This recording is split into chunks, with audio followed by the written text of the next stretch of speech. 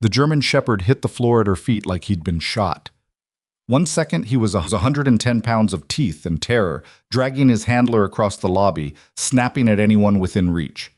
And then he saw her, stopped dead, dropped, pressed his scarred muzzle against the linoleum, and didn't move. The whole waiting room went silent. The nurse with the burned forearms and the quiet eyes didn't step back, didn't scream. She crouched down, looked at the dog, and whispered a name nobody in that hospital had ever heard her say before, and the dog's tail moved. If a story like this is the kind that keeps you up at night, you're in the right place. Subscribe to this channel so you never miss what comes next. Hit the like button, and drop a comment telling me what city or country you're watching from. I want to see exactly how far this story travels. Now, let's go back to where it started. The rain that night wasn't the soft, cinematic kind. It came in sideways, driven by a low-pressure system that had been grinding up the Carolina coast for 3 days without apology. It hammered the ambulance bay of Harlow General Hospital in Port Calder, North Carolina, with the kind of persistence that made the overnight staff feel like the building itself was under siege. Claire Voss had been on shift for 9 hours when the dog came through the door. She was 41 years old, medium height, with the kind of face that didn't announce itself. Angular jaw, light gray eyes that moved fast and gave nothing back. Dark hair pulled into a knot that was practical rather than careful. Her forearms, where her scrub sleeves were pushed back, were crosshatched with old burn scars that most of her colleagues had stopped noticing years ago. She had a habit of standing slightly sideways to whatever room she was in, which made her look peripheral, almost shy. People assumed she was tired. People assumed a lot of things about Claire Voss. The ER at Harlow General on a wet Tuesday night was the controlled chaos that Claire had spent a decade treating as background noise. Bay 4 had a 63-year-old man with chest pressure and a wife who kept asking questions Claire didn't have answers to yet. Bay 7 had a teenage girl with a broken radius and a mother who was angrier at the girl than at the injury.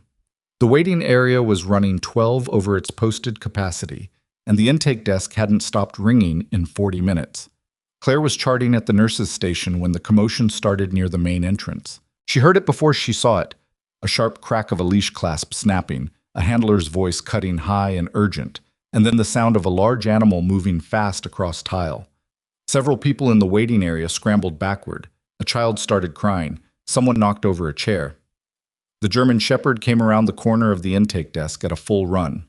He was big, easily 100 pounds, maybe more, with a muzzle that had been broken at some point and healed crooked, a scar running from his left ear down through the fur along his neck, and the eyes of an animal that had seen too much and trusted very little of what it had seen. His handler, a young man in civilian clothes with a military-cut hairline, was 20 feet behind him and losing ground. "Atlas, stop!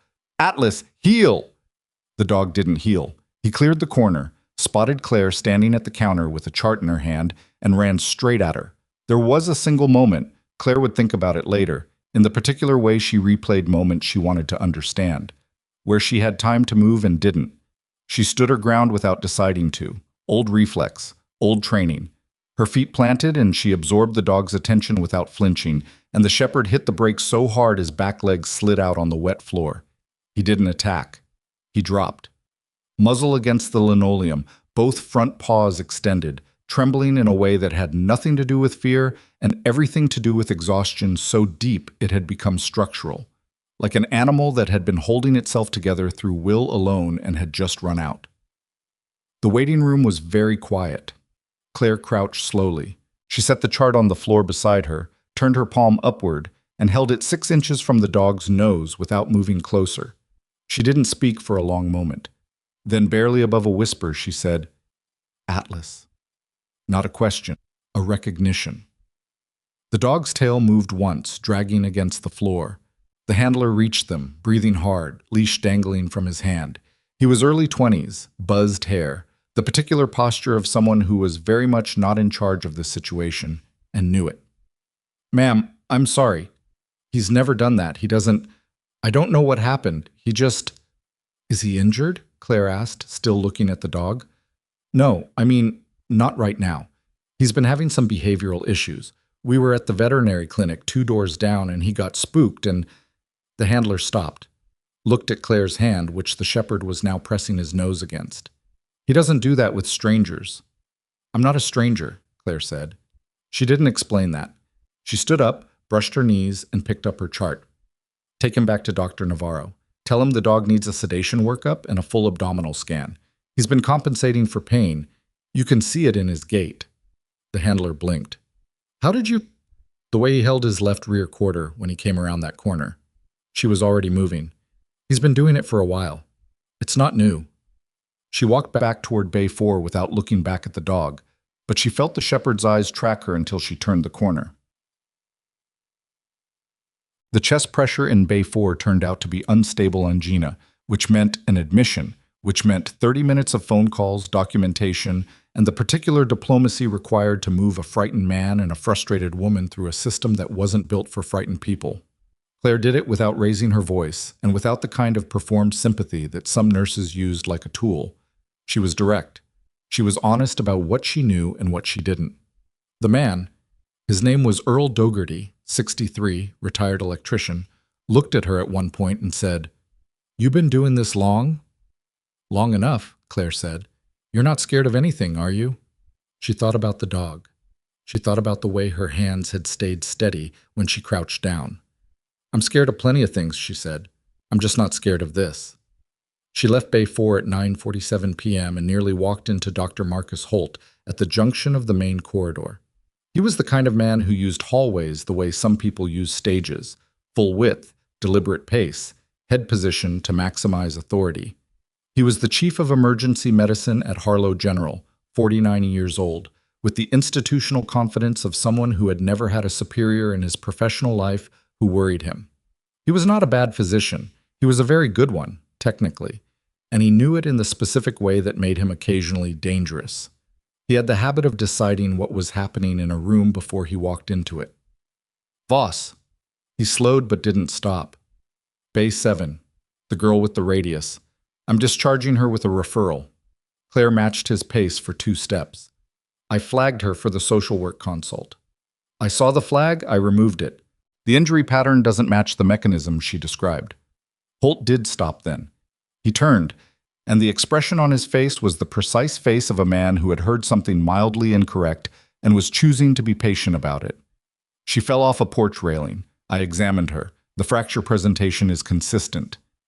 The bruising on her upper arm isn't consistent with a fall.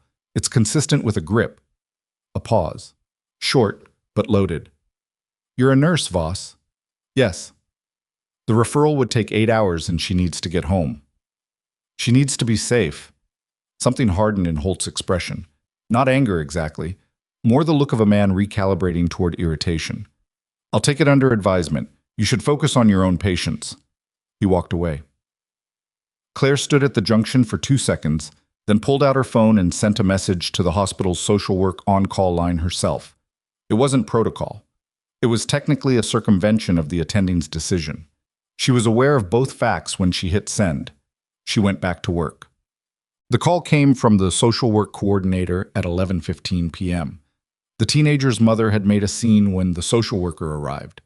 There were raised voices, and eventually hospital security had been called to manage the situation, and the girl had asked, quietly, to the social worker, in the hallway, if she could stay. Holt found out about it at 11:40. He found Claire at the nurse's station.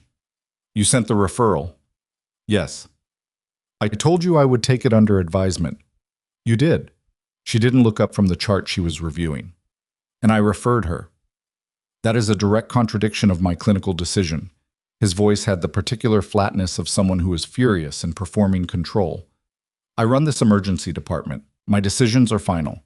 You do not go around attending physicians, you do not substitute your judgment for mine, and you do not put me in a position where security has to manage the situation that your referral created."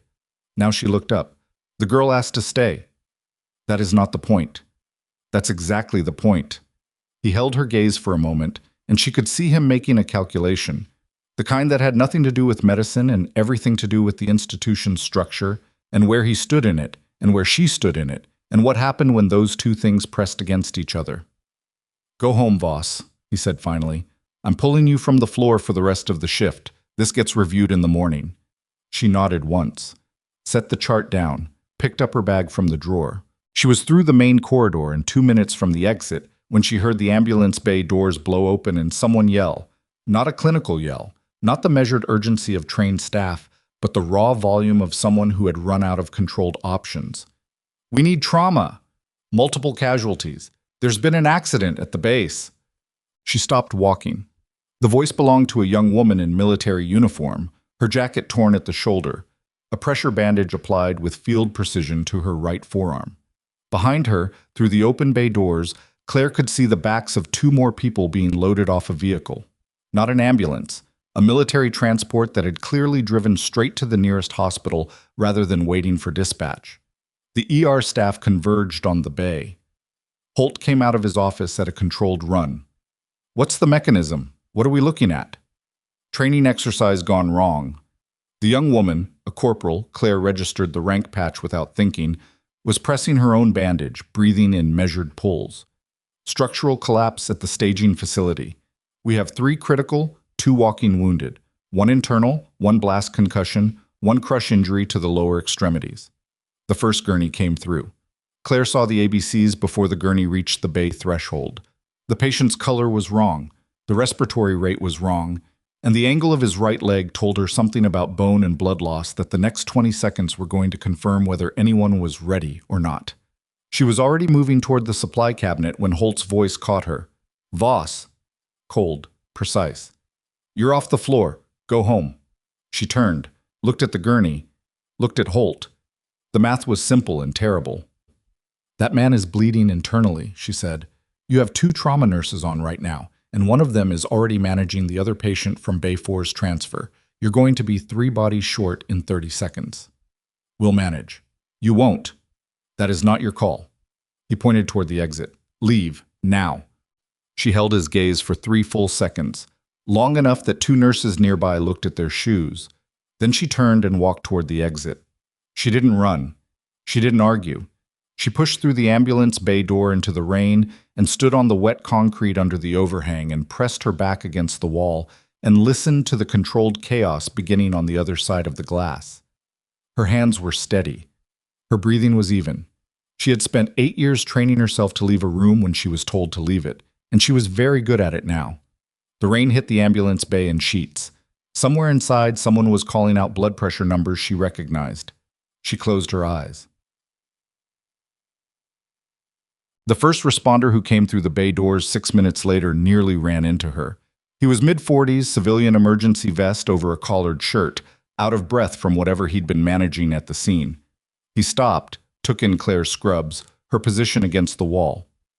"Your staff here?" "I was," she said. He blinked at the ambiguity. "Listen, we have another vehicle 3 minutes out, 2 more from the collapse site. Do you know if they have a trauma surgeon on call tonight?" "Kessler's on until 2, but he's going to be in the bay." She looked through the glass. "What are the injuries on the incoming 2? He hesitated, reading her face. "One is a K9 handler with a shoulder dislocation and possible concussion, and the other one," he checked his radio. "Sergeant, military, blast exposure. They're saying he's altered and combative." "Combative how?" "Not responding to commands, speaking, but not coherent. His own team can't manage him." Claire looked out at the rain, thought about 8 years of controlled exits, thought about the dog dropping at her feet like it had been searching for the right floor to fall on. "Does he have a name on the sheet?" The first responder checked. "Mercer, Grant Mercer." She went very still. The name hit her somewhere behind the sternum, not like a surprise, like a thing she had known was coming for a long time and had spent years believing she'd outrun. She turned to the man in the vest. "Tell your team not to restrain him. If he's combative, restraints will escalate it. You need to get him out of the vehicle, put something familiar in front of him, another soldier, someone he recognizes, and give him a controlled verbal anchor. Do you understand what I'm saying?" He stared at her. "How do you know she—" "Do you understand?" "Yes, but go." She straightened off the wall. "I'll be right behind you." She turned back toward the ambulance bay doors. Behind the glass, the ER was running at full compression. Too many patients, not enough hands. A chief physician who had just made a staffing decision he was going to spend the next 20 minutes regretting. The second vehicle was turning into the bay, headlights cutting through the rain. And Claire Voss, who had spent 8 years being a perfectly forgettable ER nurse in a mid-sized hospital in North Carolina, felt something she had buried very carefully begin to surface. Not panic, not grief. The opposite of both. The thing that used to live in her when the situation was burning and the options were shrinking and someone had to make a decision that nobody else in the room was going to make. She pushed through the door. The rain hit her immediately. The vehicle pulled in. The back doors opened. And the man who came out, even altered, even combative, even braced between two soldiers who were struggling to keep him upright, turned his head in her direction as if he'd heard a frequency nobody else in the bay could detect. He stopped fighting. He looked at her. His mouth formed a word that she hadn't heard spoken out loud in 8 years. Not her name. Not Claire. The other name. The one from before. The one that belonged to the version of her who had walked into a burning convoy 3 times and come out the other side with scars she'd spent nearly a decade explaining as something other than what they were. The word left his lips on the wet air of the ambulance bay, and the 2 soldiers holding him went very still because they had heard that word before, in briefings and reports that had been marked classified, in conversations that happened at levels above their rank. And in the ER behind her, through the glass, Dr. Marcus Holt looked up from the trauma bay and saw the woman he had sent home standing in his ambulance bay in the rain, and in the particular cold light of the bay overheads, with the second vehicle behind her and the man staring at her like she was the answer to a question that had been open for years.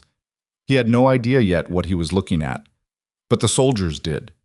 And the man named Grant Mercer, who had stopped being combative the moment he saw her, was reaching out one hand toward the woman the hospital had just fired, and his fingers were shaking, and his voice, when it came again, was very quiet. "They said you were gone. They said you were gone." The words landed in the wet air between them, and Claire didn't move for 2 full seconds. The rain was hitting her shoulders. One of the soldiers holding Grant had loosened his grip. Not intentionally, just the involuntary response of a body registering something it didn't have a category for. "I am gone," she said. "I've been gone." Grant's hand was still extended. He dropped it. Not hurt. More like a man recalibrating, pulling himself back from wherever the blast concussion had taken him and trying to find solid ground. He was wearing a duty uniform with the rank of major on the shoulder, and his face had aged in the way that outdoor years age a person, creased, weathered, the kind of tan that doesn't come from leisure. There was a gash above his left temple that had been field-dressed badly, and his right eye was tracking slightly slow. "You need to get him inside," Claire said to the soldiers, not to Grant. "He's got a probable concussion, and that dressing on his head needs to be redone before it seals the wrong way. Don't let him sit. Keep him upright and moving." The soldier on Grant's left, a staff sergeant with the look of someone who had been managing chaos all night and was relieved to have a specific instruction, nodded and steered Grant toward the bay doors. Grant went, but he turned his head to keep Claire in his sightline. She followed them in. The ER had gotten worse in the 6 minutes she'd been outside. The first 2 gurneys were positioned in the trauma bays, and there were bodies everywhere. Staff, soldiers, a military liaison officer who'd arrived from somewhere and was standing at the edge of the trauma bay trying to get Holt's attention. The man with the suspected internal bleeding from the first wave was in Bay 1. With Holt bent over him, and from the numbers being called out by the nurse assisting, the situation was moving in a direction that required decisions to be made in the next 3 minutes that Holt was not going to like. Claire assessed it in 4 seconds as she came through the door. She went to the supply cabinet, pulled a trauma kit, and crossed to Grant before anyone stopped her. "I told you to leave." Holt's voice came from Bay 1, sharp and controlled, directed at her back. "I'm redressing a head wound." She was already peeling the field dressing off Grant's temple. Whoever had applied it had done so in a hurry and had covered a laceration that was still actively bleeding in a way that was going to cause problems if it wasn't managed. "I'll be out of your bay in 4 minutes. "You are not Voss?" His pupillary response is unequal. She said it loud enough to carry. "He needs imaging before you assume it's a straightforward concussion." A pause from Bay 1. The nurse assisting Holt, a steady, experienced woman named Petra, who had worked the ER for 15 years and had the institutional loyalty of someone who'd survived 3 administrations, looked at Holt, then at Claire, then said quietly, "Dr. Holt, the pressure in Bay 1 is dropping again." Holt turned back to his patient.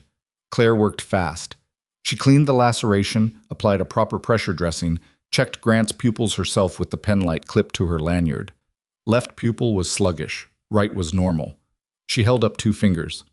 How many? 2. His voice was steadier than it had been outside.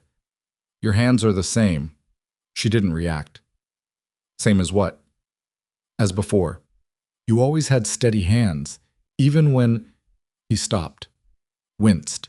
His right hand came up to his temple instinctively, and she caught his wrist before his fingers touched the fresh dressing.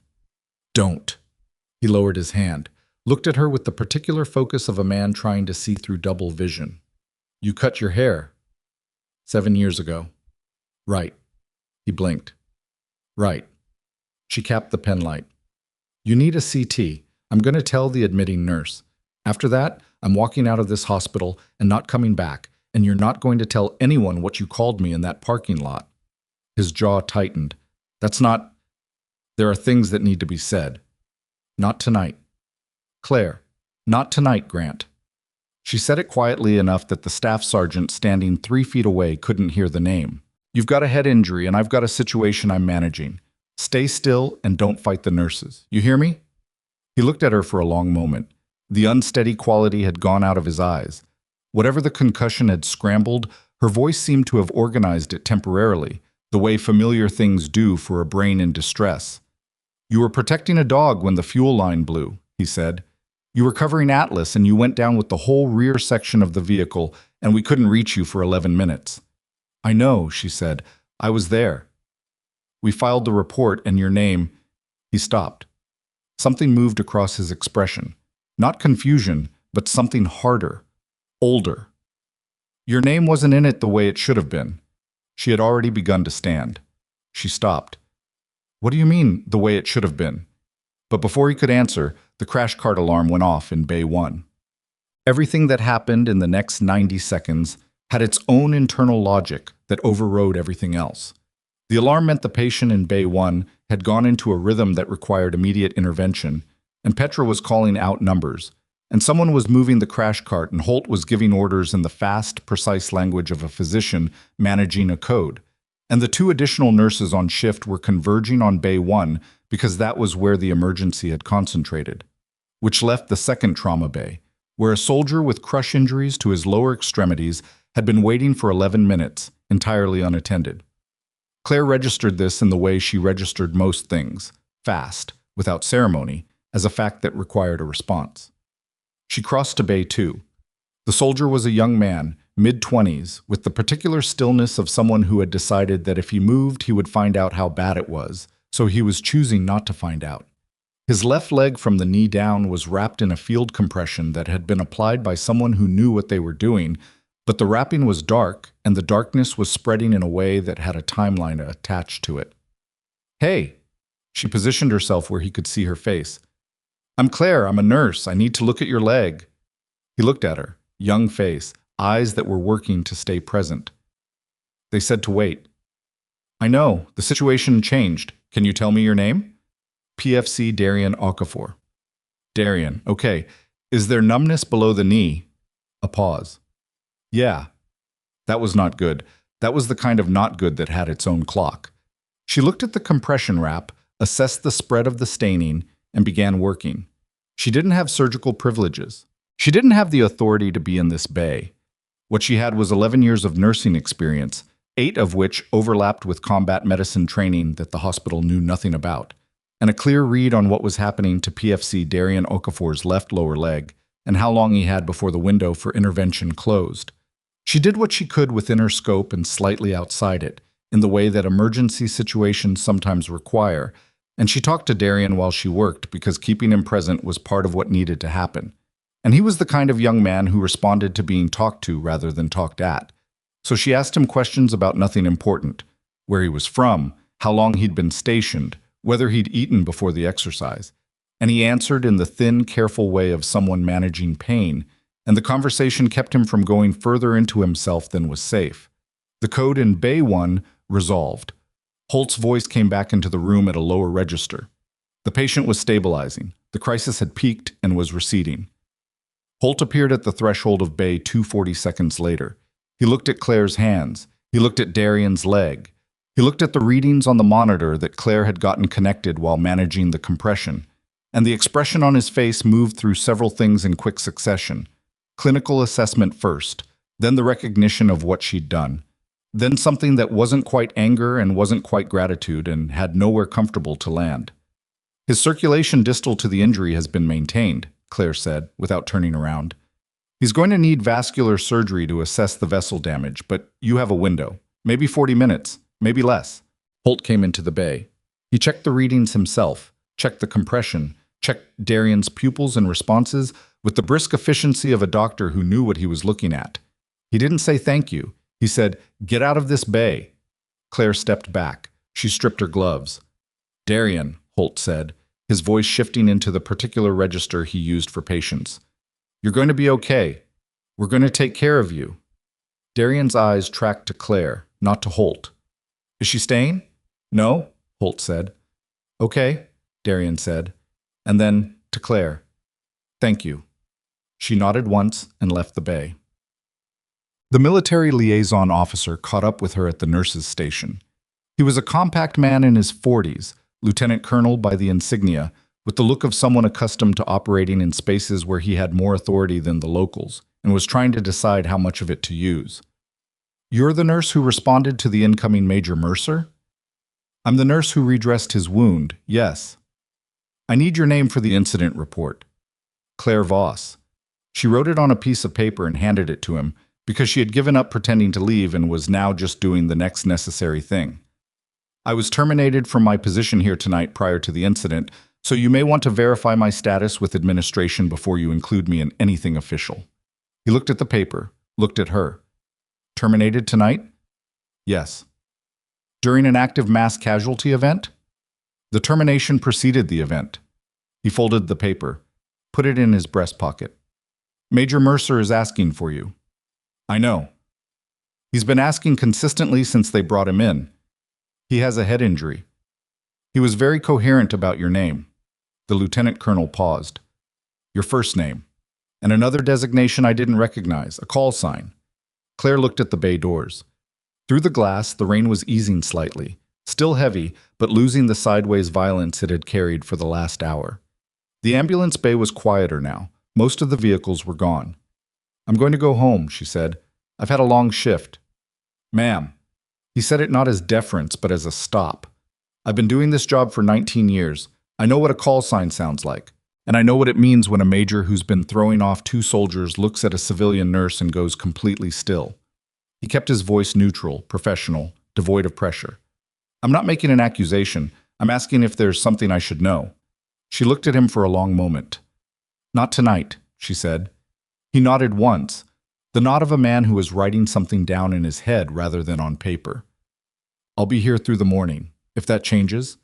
She walked to the exit. She made it to the parking lot. She sat in her car for 22 minutes without starting it, listening to the rain on the roof, and did not cry, because she had broken herself of that habit a long time ago. In a military hospital 3 time zones away from here, in the weeks after the evacuation, when a chaplain had told her that it was normal to feel whatever she was feeling, and she had looked at him and said, with genuine calm, that she wasn't feeling anything, and he had written something in a notebook and looked at her with the expression she had come to associate with people who were about to tell her she needed more time. She had taken the time, 8 years of it, and she had built something stable and functional out of the pieces that had come back from overseas with her. And she had taken a job in a mid-size ER in a mid-size coastal city, and she had been very good at it, quietly, without fanfare or decoration. And she had not thought about Grant Mercer in 7 months, which was a personal record. She started the car. She drove home. The call came at 6:40 in the morning. She had slept 3 hours and was on her second cup of coffee at the kitchen table when her phone lit up with a number she didn't recognize. She stared at it through 2 full rings before answering. "Voss." "Ms. Voss." A woman's voice, crisp and organized. "This is Administrator Sandra Pruitt from Harlow General. I'm calling regarding your employment status and the events of last night.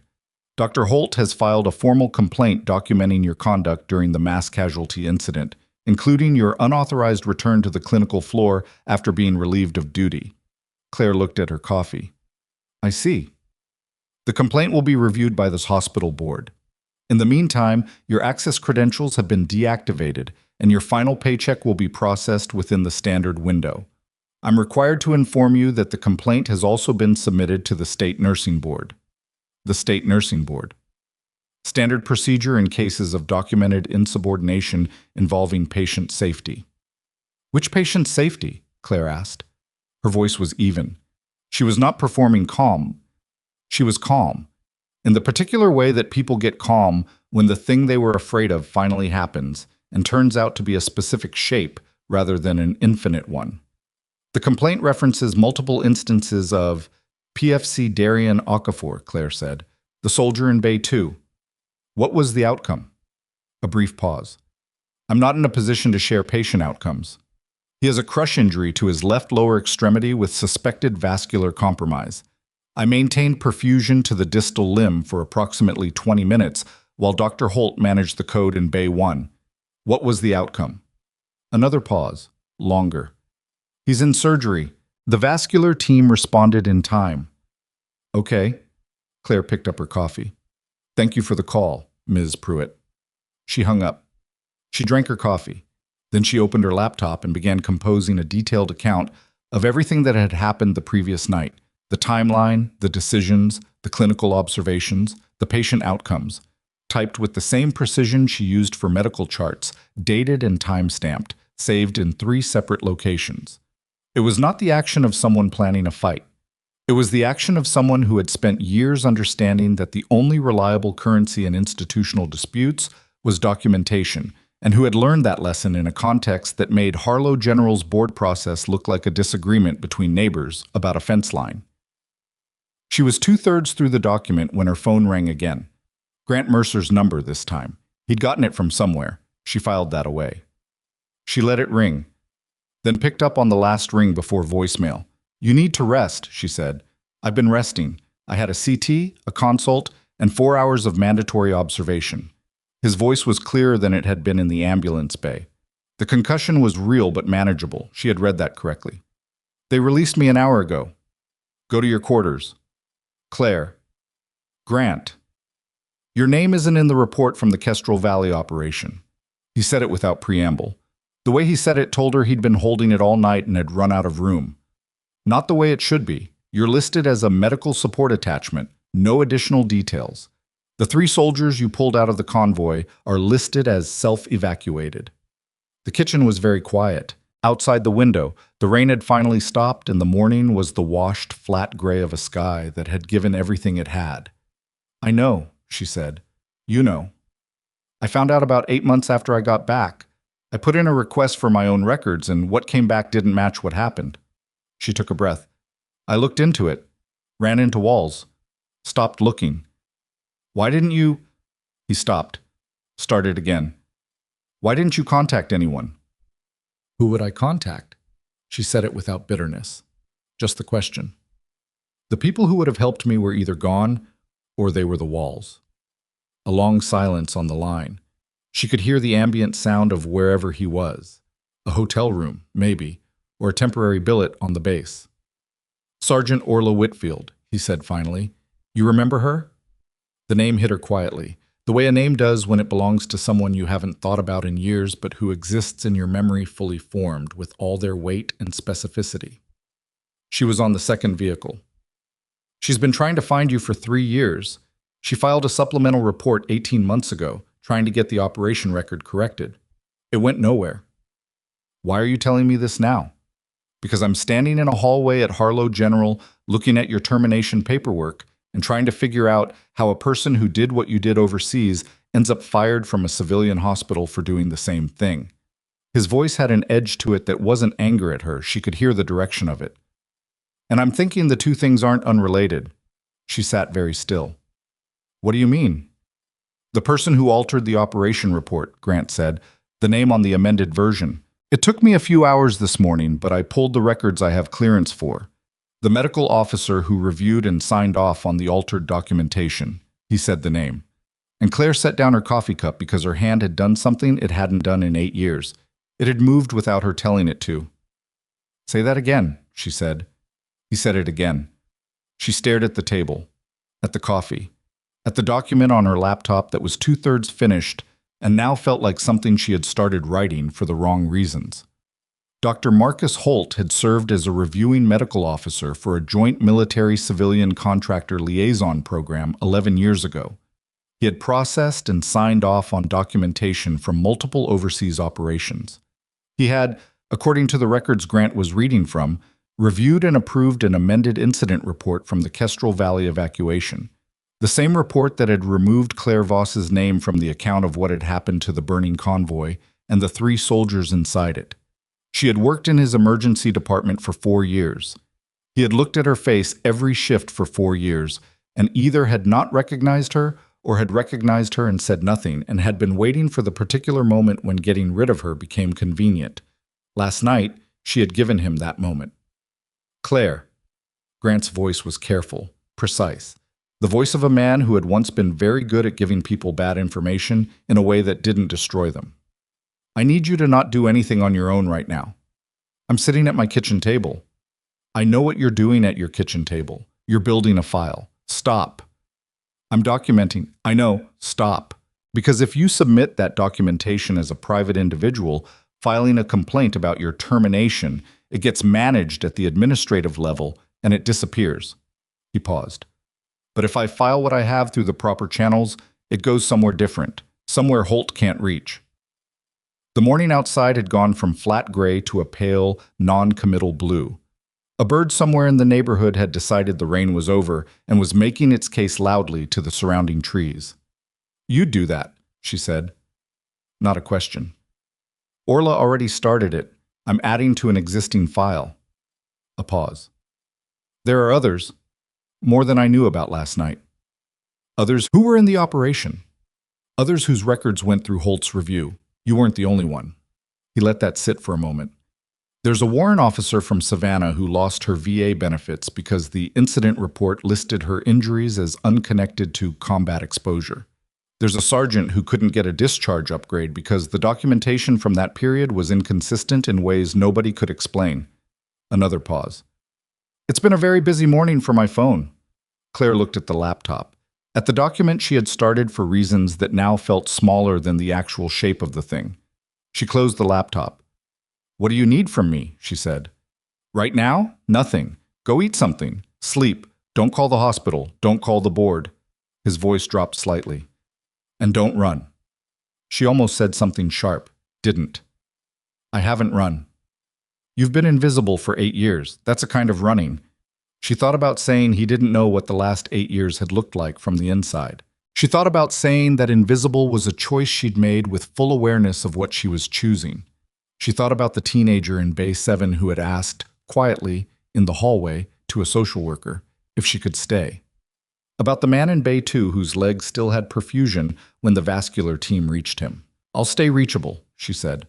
That's enough. A pause. Atlas is at the veterinary clinic 2 doors from the hospital. I talked to the vet this morning. He said Atlas dragged his handler halfway across the lobby to get to you. I noticed. Did you know it was him? She thought about the way the dog had looked running toward her, the broken muzzle, the scar along his neck, the specific gait of an animal that was favoring something it had learned to compensate for over years. She thought about a night in a burning field with her jacket over a dog's body and shrapnel in her shoulder, and 11 minutes before anyone reached them. Yes, she said. Grant was quiet for a moment. When he spoke again, his voice had lost the operational edge and picked up something more human and more tired. I thought you were dead. For about 6 weeks after, I genuinely thought you were dead. I wasn't. I know. He exhaled. I know that now.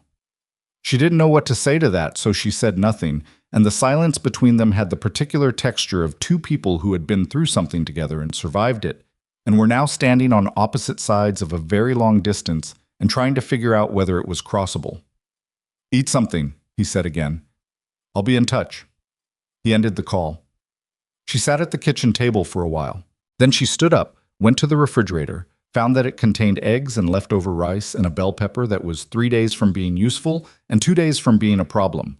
And she made something out of those ingredients that was not good but was food, and she ate it at the counter, and she looked at the morning outside the window, and she thought about Marcus Holt signing his name to a document 11 years ago. She thought about the 4 years since, every shift, every interaction, every moment he had looked at her across a nurse's station or a hallway or a trauma bay.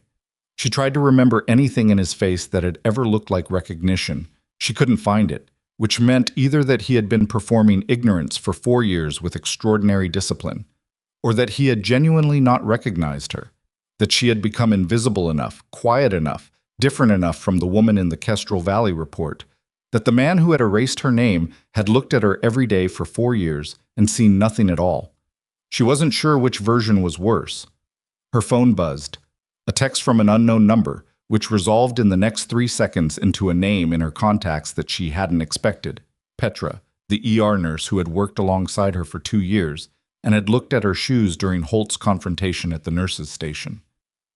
They're saying you put Holt up to this to cover your own insubordination. Administration is sending that framing to the board. I don't believe it. I have records of the decisions from last night. I thought you should know.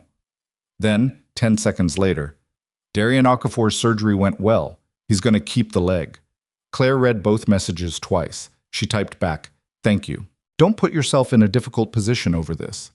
Petra's reply came fast. "I've been in a difficult position for 3 years. I just didn't do anything about it." Claire looked at that message for a long time. Then she looked out the window at the morning, which had resolved from non-committal gray into something with actual color. Pale gold along the eastern roof lines, the particular light of a coastal morning after heavy rain, clean and cold and honest. She picked up her phone and called the number Grant had said to call if she was ready. It rang twice before a woman answered. Steady voice, professional, with the particular economy of someone who handled information for a living. "Sergeant Orla Whitfield," the woman said. "This is Claire Voss," Claire said. "Grant Mercer said you've been building a file." A pause on the line. Short, but weighted with something that sounded, underneath the professional steadiness, like relief. "Yes," Orla said. "We have. And we've been waiting on one piece we couldn't get without you." "What piece?" "Your first-hand account of what happened in Kestrel Valley, in your own words, on the record." A pause. "Because right now the man who erased your account is trying to erase what you did last night, and we need your version of both before he finishes writing his." Outside, the gold light along the roofline was spreading. Claire sat down. "Start recording," she said. Orla Whitfield recorded for 2 hours and 40 minutes. She didn't interrupt. She asked 3 clarifying questions. The sequence of vehicles, the timeline between the first explosion and the second, the specific location of the fuel line rupture relative to where Claire had been positioned when it blew. And each question was precise enough to tell Claire that Orla had already reconstructed most of the night from other sources and was checking her version against a framework that existed independently of Claire's memory. That was methodical. That was the kind of work that took years and didn't get done by someone who was improvising. Claire gave her the full account. Not the compressed version she had given herself over 8 years of not thinking about it, but the real one. The one with the specific details that made it real rather than abstract. The temperature of the metal on the convoy door when she grabbed it the first time. The sound PFC Torres had made when she found him under the rear axle, conscious but pinned, trying to tell her something she couldn't hear over the secondary fire. The exact number of minutes she had spent with Atlas's body against her chest, because the dog's heat was the only thing that told her she was still alive, and not already on the wrong side of the explosion she'd heard, but hadn't felt yet. Orla let her finish before she spoke again. "The amended report lists your involvement as limited to triage support at the secondary collection point," she said. "It does not mention your entry into the vehicle. It does not mention Torres, Wickham, or Sergeant Adisa by name in connection with your actions. It credits the evacuation to the ground team lead." "Who was the ground team lead?" "Lieutenant Carver." "I was already at the secondary point when the convoy went up. He did not enter the vehicle." A pause. "He signed a statement consistent with the amended report." "Voluntarily?" "That's what we're trying to determine." Orla's voice had the quality of someone who had learned not to editorialize before the evidence was complete. "What I can tell you is that the amendment was processed through a military-civilian liaison review, and the reviewing officer on the civilian medical side was a Dr. Marcus Holt, who at that time was serving a 2-year advisory contract with the liaison program before returning to civilian hospital practice." Claire said nothing. He would have seen the original, Orla continued. He signed the amendment, and 6 weeks later he was appointed Chief of Emergency Medicine at Harlow General. The kitchen was very quiet. That's not proof of a connection, Claire said, because she was being careful, because she had seen what happened when people decided they understood the shape of something before they had all the pieces. No, Orla agreed, but it's a sequence, and sequences are what we build cases from. A brief pause. Major Mercer has formally requested an Inspector General review. The request was submitted this morning at 0800. Given the number of supplemental statements we've collected and the inconsistencies in the amended documentation, the IG's office has indicated they'll respond within 72 hours. 72 hours, Claire said. That's fast for this kind of thing. What happens in the meantime? In the meantime, Orla said, you keep your head down and you let us do this correctly.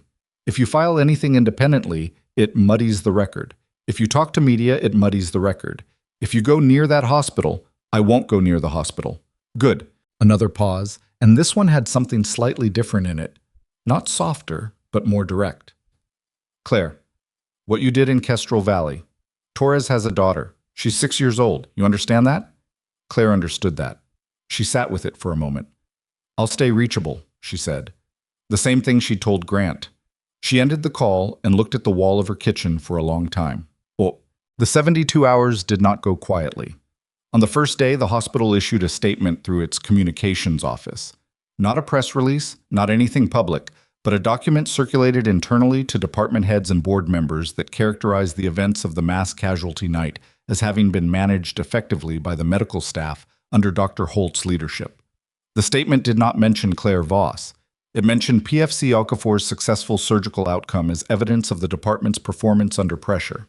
Petra forwarded it to Claire with a single line. Reading this made me physically ill. On the second day, the IG's office made contact, not with Claire, with Grant, through formal channels, as the filing officer on the supplemental request. Grant called her afterward and kept it brief. The review was moving, the documentation from Orla's file had been received, and they needed one additional piece. A signed statement from Claire herself, submitted through legal channels, not just a recorded account. She contacted the JAG attorney Grant recommended. She drove 40 minutes to an office in a low building near the coast and sat across a desk from a woman named Major Adaeze Nnadi, who read the recorded transcript Orla had sent over, asked Claire 7 questions, and then looked at her with the expression of someone who had seen a great many institutional messes and was cataloging this one into a specific category. You've been working in his department for 4 years, Major Nnadi said. Yes. And you had no indication that he recognized you from the liaison review? No indication either way. Did you recognize him? No, I didn't know who had signed the amendment. I only knew the amendment existed. Nnadi made a note. The original incident report is in the IG's hands now. We've also pulled the liaison program records from that period, and there are some inconsistencies between Holt's advisory contract scope and the types of documents he was reviewing. She set her pen down. This is larger than your case, you understand that. I'm starting to. Which means it moves at the IG's pace, not yours and not ours. Nnadi looked at her directly. And it means that Holt's legal team, and he has retained legal representation as of this morning, is going to be working very hard over the next few days to establish a narrative that protects him. The most effective version of that narrative involves discrediting you. I know. They'll go after the insubordination filing. They'll go after the nursing board complaint. They'll frame everything from Tuesday night as a disgruntled employee creating a disruption during an emergency and then fabricating a military connection to avoid professional consequences. That's what they'll say. Does it concern you? Claire thought about it honestly. It concerns me that it might work, she said. It doesn't concern me that it isn't true. Nnadi looked at her for a moment. Then she picked up her pen again. Sign here, here, and initial at the bottom. On the morning of the third day, Claire's phone rang at 7:12 a.m. with a number she didn't recognize, and she answered it to find that it was the veterinary clinic 2 doors from Harlow General, calling to tell her that the German Shepherd registered to Major Grant Mercer had developed acute abdominal distress overnight and had been admitted for emergency evaluation, and that the dog had been asking for her. The vet, a composed, slightly rumpled man named Dr. Petros Vakarian, who sounded like he hadn't slept, rephrased that immediately. He's been agitated since last night, and the handler mentioned that he responded to you specifically when you came through earlier in the week. I know this is an unusual request, but the sedation we've tried isn't holding well, and we're about to go into surgery, and if there's any chance a familiar presence would help stabilize him for induction. I'll be there in 20 minutes, Claire said. She called Grant on the way. He was already at the clinic, had apparently been there since 5 a.m. when the overnight staff flagged the distress.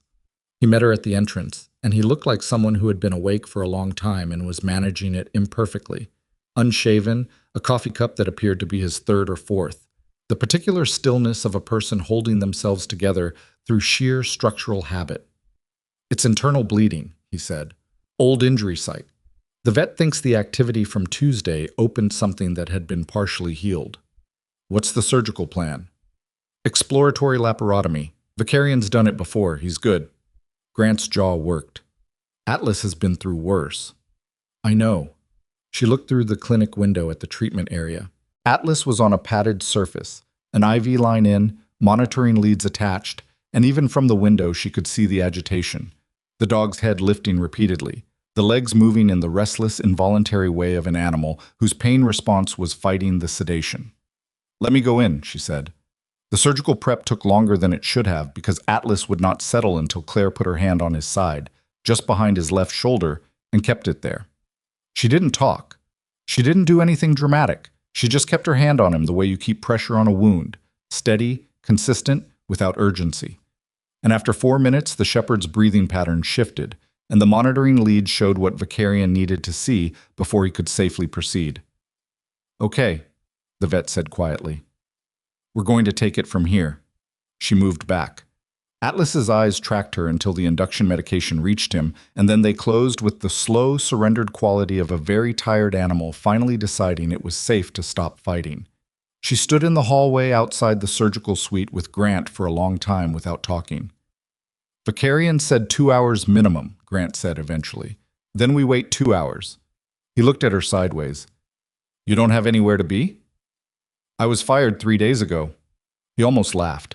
It came out as a short exhale instead, the compressed version of something that would have been humor under different circumstances. They stood in the hallway.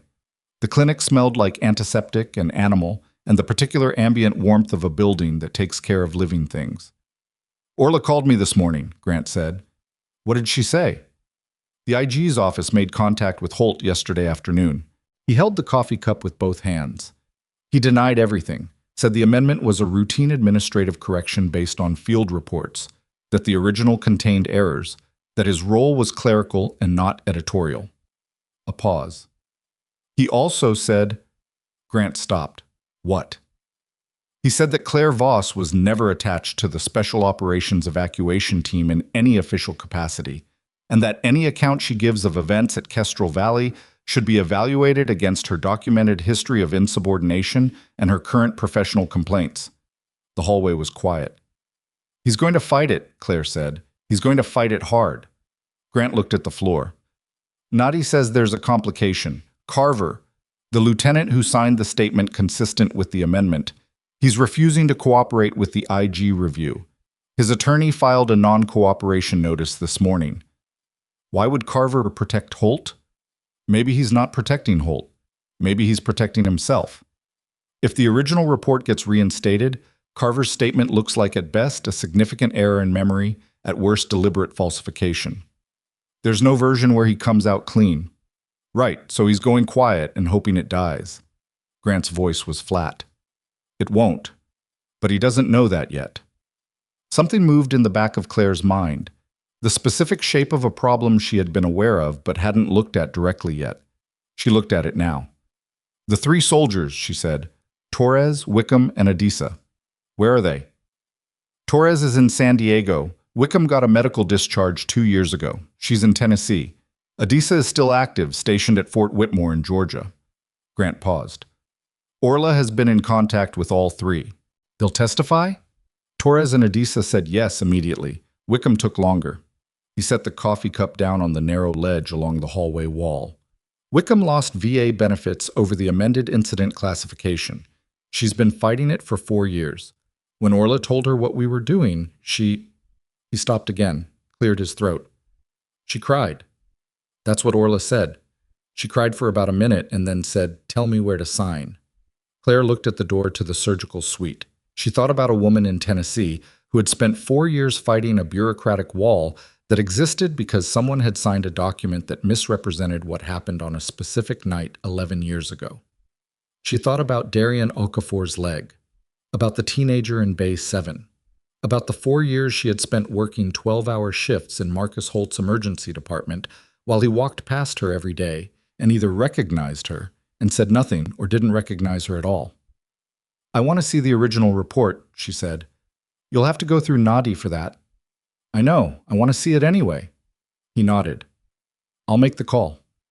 The original incident report from Kestrel Valley arrived in Major Nadi's office at 1400 hours that afternoon, cleared through the IG's document disclosure process, and Claire drove back to the coast to read it.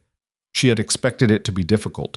She had spent 11 years building a particular internal distance from the events of that night, not forgetting them because she was constitutionally incapable of forgetting things she had cataloged as important, but holding them at a remove that made them manageable rather than active. Reading the original report was supposed to be like reading a description of something she remembered. She had prepared for that. What she had not prepared for was reading her own name in official documentation for the first time in 11 years. Not Voss, Claire, medical support attachment, not the compressed non-description in the amended version. The original, written by a documentation specialist who had clearly been working from direct witness accounts, had her full designation, her actions listed in sequence, and a notation in the summary section that read, "Medic Voss demonstrated exceptional performance under extreme conditions, entering the burning vehicle on 3 separate occasions and successfully evacuating 3 casualties. Her actions directly prevented at least 2 fatalities." She read that sentence 3 times. She didn't cry. She had broken herself of that habit, and it held. But her hands, which had been steady for 11 years, were not steady for approximately 90 seconds, and she sat in the chair across from Major Nadi's desk and breathed through it with the same deliberateness she used in trauma bays. And when the 90 seconds were over, she put the document down and said, "Who else has seen this?" "The IG's reviewing officer, myself, you." Nadi paused. "And Holt's legal team requested a copy this morning. They're entitled to it under the disclosure process." "So he knows what the original says." "He always knew what the original said. He reviewed it before he approved the amendment." Nadi's voice was careful and precise. "What's changed is that the original is now part of an active federal review rather than a buried archived document." "What does his legal team do with that?" "They look for inconsistencies. They look for procedural errors in the way the IG initiated the review.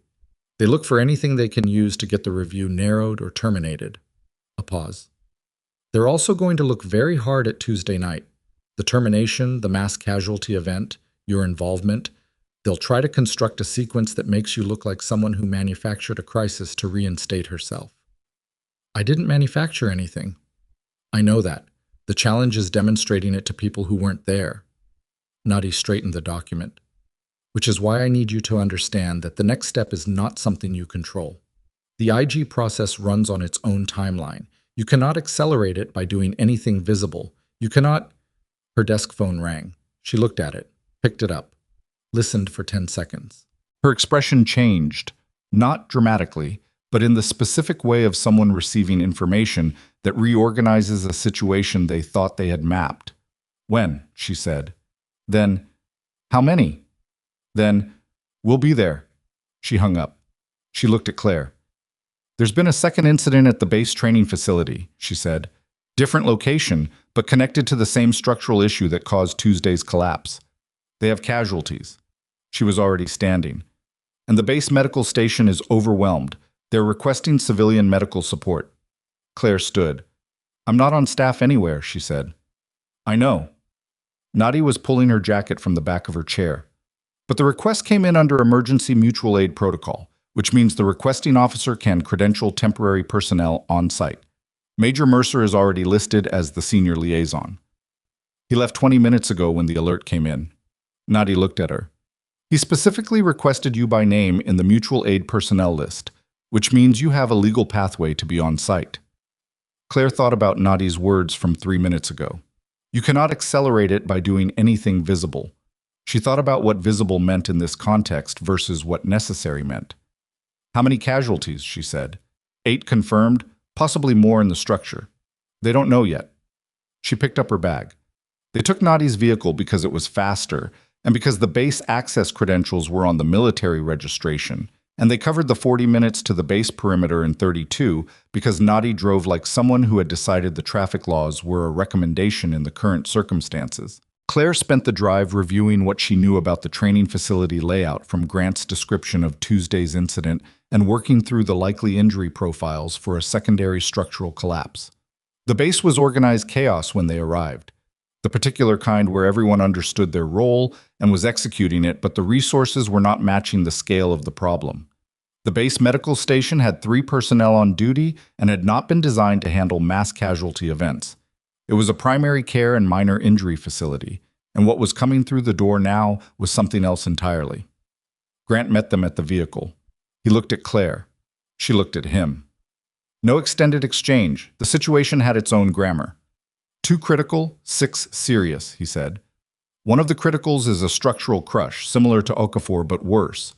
The other is blast, compressed airwave from the collapse, probable pulmonary contusion, possible aortic injury. What do you have for personnel? Corpsman Rodriguez has trauma experience. Staff Sergeant Park was a combat medic before commissioning. She's been running triage. 2 base nurses. That's it until civilian support arrives. ETA on civilian support? Harlow General ambulances are 12 minutes out. Who's the attending from Harlow? Grant's jaw set. Holt is the emergency physician on call. He's coming with the response team. The 12 minutes had a different quality now. Claire looked at the medical station entrance where she could see through the glass a corpsman working over a gurney with the focused desperation of someone who was managing more than his training had prepared him for. She went in. Staff Sergeant Park was a compact woman in her 30s with the fastest hands Claire had seen outside a surgical suite. And she had established a triage flow that was functional, given the resources. But functional was not going to be enough in the next 12 minutes, when the criticals needed interventions that required more than fast hands and correct prioritization. Claire introduced herself in 3 words and asked 2 questions, and Park answered them both with the efficiency of someone who had decided on first sight that Claire knew what she was doing and was not going to waste time on credentials. The crush injury was a young corporal named Slade, female, mid-20s, alert but in the particular focused stillness of someone managing severe pain through will. Her pelvis had taken the primary load of the collapse. Her pressure was maintaining, barely, because she was young and healthy and her body was fighting. But barely was a statement about the present, not the future. And the future had a specific duration attached to it that was counting down. Claire talked to her while she assessed. Not comfort language, real conversation. Where it hurt, how it hurt, whether the pain had changed in character since it started, whether she had sensation in both legs. Slade answered everything precisely, the kind of patient who understood that accurate information was the most useful thing she could provide, and Claire worked through the assessment with the findings going into a running calculation in the back of her mind, while the front of her mind stayed present with Slade's face. "You're doing well," Claire said. Not a platitude, a clinical observation. Slade's coping was functional, her cognition was intact, her cooperation was active. These were meaningful data points. "Is it bad?" Slade said. "It's serious," Claire said. "I'm not going to tell you it's not, but you're stable right now and we're keeping you that way." Slade looked at the ceiling. "Okay," she said, with the tone of someone making a decision rather than receiving comfort. The second critical, the blast exposure, was in worse shape in a less visible way, which was the dangerous kind. Staff Sergeant Rowan was 41, male, had been 17 feet from the air compression wave when the secondary collapse occurred, and was breathing in a way that had changed twice in the 15 minutes since the incident, which meant the pulmonary picture was evolving, and the direction it was evolving in was not reassuring. Claire positioned him, adjusted his oxygen, and started working through the interventions available to her at the base station with what was on hand and what wasn't, and what she could improvise. She was 6 minutes into managing both criticals when the Harlow General vehicles pulled into the base access road. And 8 minutes after that, Marcus Holt walked through the door. He came in the way he always came in, full width, deliberate. the unconscious performance of authority in a space he was treating as his. He was in his white coat over scrubs, which was technically unnecessary for an on-site response, but was entirely consistent with how he operated. He took in the room, the patients, the personnel, the triage flow, and his eyes moved with genuine clinical speed, because whatever else he was a competent physician who assessed situations accurately. Then his eyes found Claire. The room had the particular quality of a held breath. Holt's face did something that lasted approximately 1 second and then stopped. Not surprise, not exactly. More like the reorganization of a person who had been running calculations that just hit an unexpected variable. He recovered fast. His expression settled into something that was professionally neutral and communicating very specifically that whatever had just crossed his face was not going to be acknowledged. "Voss," he said, the same flat register he had used at the nurse's station. "The crush in Bay 1 needs OR-level pelvic stabilization," she said, without any preamble. "She's been maintaining pressure, but her trend over the last 8 minutes is, I'll assess my own patience. She's not going to hold for long." I said, "I'll assess." He moved toward the bay and she moved back because she was not on staff and she was not going to give him the confrontation he could use. She moved to Rowan instead, checked his breathing pattern. It had changed again. "His respiratory rate has increased," she said to Corpsman Rodriguez beside her. "Breath sounds are diminished on the left. The picture is consistent with developing pneumothorax." Rodriguez heard it. He looked at the patient, then at Holt, who was across the room assessing Slade. "Dr. Holt," Rodriguez said, "left-sided breath sounds on Rowan are decreased." Holt didn't look up from Slade. "I'll get to him." Rowan's oxygen saturation dropped 2 points in the next 30 seconds. Claire watched the monitor and did the math and arrived at the answer that the math always arrives at, which was that the window for watching and waiting had a specific endpoint and that endpoint was approaching. "His SAT is dropping," she said directly to Rodriguez. "If this is a tension pneumothorax, he needs decompression now." "You don't have authority to make that call." Holt's voice came from across the room, still not looking. "Someone does," Claire said. "Rodriguez, your assessment." The corpsman looked at the monitor, looked at Rowan, whose color had changed in the past 90 seconds, looked at Claire. "His trachea is deviating," Rodriguez said to the room. Everything in the room shifted. Tracheal deviation in a suspected tension pneumothorax was not a finding that permitted the luxury of waiting for the senior physician to finish with another patient. Every person in the room with any medical training understood this simultaneously, and the weight of that understanding reorganized the room's priorities without requiring anyone to say it out loud. Holt crossed to Rowan in 5 steps. He assessed. He saw what Rodriguez and Claire had seen, his jaw set. Needle decompression. Now. He held out his hand for the equipment, and Rodriguez had it ready because he had started preparing it when he said the words about the trachea. The procedure took 90 seconds. It worked. Rowan's saturation began climbing back. Holt straightened. He looked at Claire across the stretcher. His expression had moved through several things in the past 4 minutes and had landed somewhere that was no longer the flat professional neutral he had walked in with. It was something harder and more complicated. The expression of a man who was very good at his job looking at a person who was also very good at hers, in a context that had just demonstrated both facts simultaneously and finding that this was not a situation he had the right frame for. The room was quiet except for the monitors. Outside, more vehicles were pulling up. Military. More than one. The specific sound of a convoy rather than individual transports. Grant appeared in the doorway. He looked at Holt. He looked at Claire.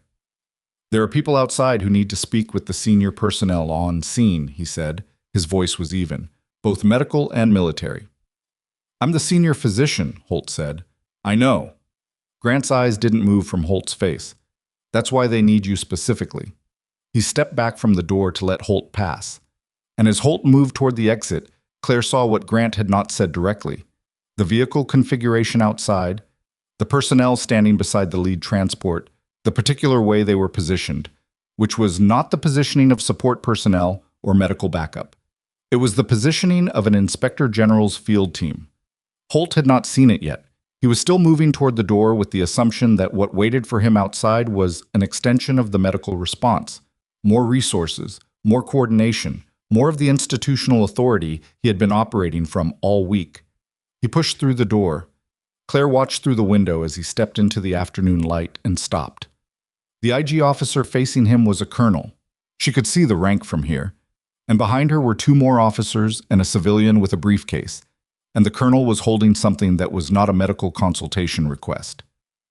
Grant came to stand beside Claire at the window. "Nadi filed the emergency disclosure request this morning," he said quietly. "When the second incident was called in, the IG authorized field action rather than waiting for the formal timeline." He paused. "They have the original report. They have Orla's file. They have all three statements from Torres, Wickham, and Adisa. And they have your signed account from Inadi's office." Through the window, Holt's posture had changed. The deliberate width, the weight of institutional authority. It was still there structurally, but something underneath it had shifted, the way a building shifts when the foundation has a problem that hasn't yet become visible in the walls. He turned his head and looked through the window. He looked directly at Claire. And for the first time in 4 years, across the particular clarity of glass and afternoon light, and everything that had been moving toward this moment since Tuesday night, she saw it in his face. Not guilt, not fear exactly, but recognition. He knew who she was. He had known who she was. The colonel outside said something to him. He turned back to face her. His attorney was going to tell him not to say a word, and his attorney was right, and Holt was smart enough to know it. But smart enough wasn't the same as prepared. And the colonel's next sentence, whatever it was, made his shoulders drop by a fraction of an inch in a way that was not visible to anyone who wasn't watching for it. Claire was watching for it. Behind her, Rodriguez said quietly, "Rowan's pressure is stabilizing." She turned back to her patient. There was still work to do, and she was still the person in this room who knew how to do it. But when she turned away from the window, she finally understood something she had been carrying for 11 years without ever quite being able to name it. Not the what of what had happened at Kestrel Valley. Not the why, but the weight of it. The specific gravity of being erased from your own actions, of doing the hardest thing you had ever done, and then watching the record of it disappear as if you had never been there. The weight was still there, but it had shifted. Something was holding the other side now. And then Corman Rodriguez said, "Ma'am, Slade's pressure is dropping." And Claire moved, and there was no space for anything else. Slade's pressure had dropped 4 points in 90 seconds, which meant the internal picture had changed and the window for field management had closed. Claire was already moving before Rodriguez finished the sentence. She checked the monitor, checked Slade's face. Still alert, still present, but the quality of her alertness had shifted from controlled to effortful, the specific look of a body redirecting resources from cognition to circulation, and made the call that the situation required. "She needs OR. Now." Claire looked at Rodriguez. "Get the transport ready. She cannot wait for stabilization here." Rodriguez moved. Park moved. The room reorganized itself around the priority without anyone needing to be told twice, because the people in this room had the kind of training that made rapid reprioritization automatic rather than deliberate. Holt came back through the door. He looked different than he had when he left. The difference was subtle. The professional composure was intact technically, but it was being held up now by effort rather than existing on its own, the way a person looks when they are managing something significant and have decided that managing it visibly would be worse than managing it invisibly. His attorney was presumably somewhere in the parking lot. The IG team was presumably still outside. He had come back inside because there were patients, and he was a physician. And whatever else was true about Marcus Holt, that part of him appeared to be functional. "Slade's crashing," Claire said. Not to start a conversation, to give him the information. He crossed to the gurney in 4 steps, assessed, and said, "Call Harlow General OR. Tell them I'm coming in with a pelvic fracture, probable internal hemorrhage, type and cross already completed." "It's done," Park said. She had been on the phone for 40 seconds already. Holt looked at Park, then at the completed prep, then briefly at Claire. He said nothing.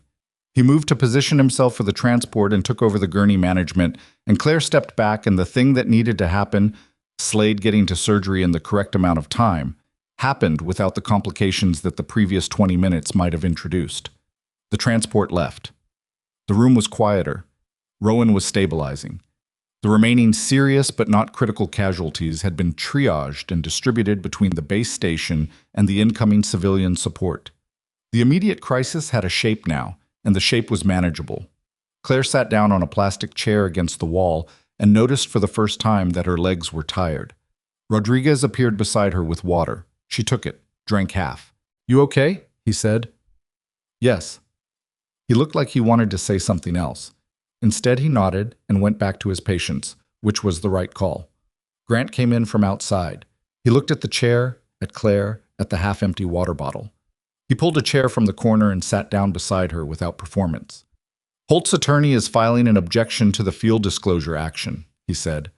"Claims procedural irregularity in how the IG team accessed the document set." "Is there one? An irregularity?" Nadi says no. The Emergency Mutual Aid Protocol created a valid jurisdictional basis. He turned the coffee cup in his hands. Same one from the vet clinic, cold now, apparently traveling with him as a prop. His attorney is competent. They'll find something to push on. That's their job. How long does it buy him? Days? Maybe a week? Grant set the cup down. Not more than that. Orla's file is too complete. Claire looked at the door Holt had walked through behind the gurney. She thought about him in the OR at Harlow General right now, managing Slade's surgery, being very good at the thing he was very good at, while his attorney filed objections in a parking lot 40 minutes away. "He's a good surgeon," she said. Grant looked at her. "That's not a defense," she said. "It's just true." "I know." The same hands that signed that document also saved people. She finished the water. "I don't know what to do with that." "You don't have to do anything with it," Grant said. "That's the IG's problem. Your problem is finished for today." She looked at her hands. Steady. Always steady, except for those 90 seconds in Nadi's office with the original report. "How's Atlas?" she said. "Vicarian called 20 minutes ago. He's out of surgery. Stable." Grant exhaled something that had been held for hours. "He'll need 6 weeks of restricted activity, and then we reassess."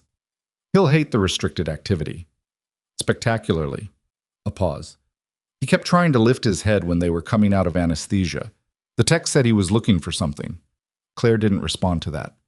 "Come on," Grant said. "I'll drive you home." What? She slept for 11 hours and woke to 4 missed calls and a voicemail from Major Nadi that was 4 minutes long and delivered in the measured cadence of someone reading from notes. The Inspector General's field review had been formally elevated to a full investigation.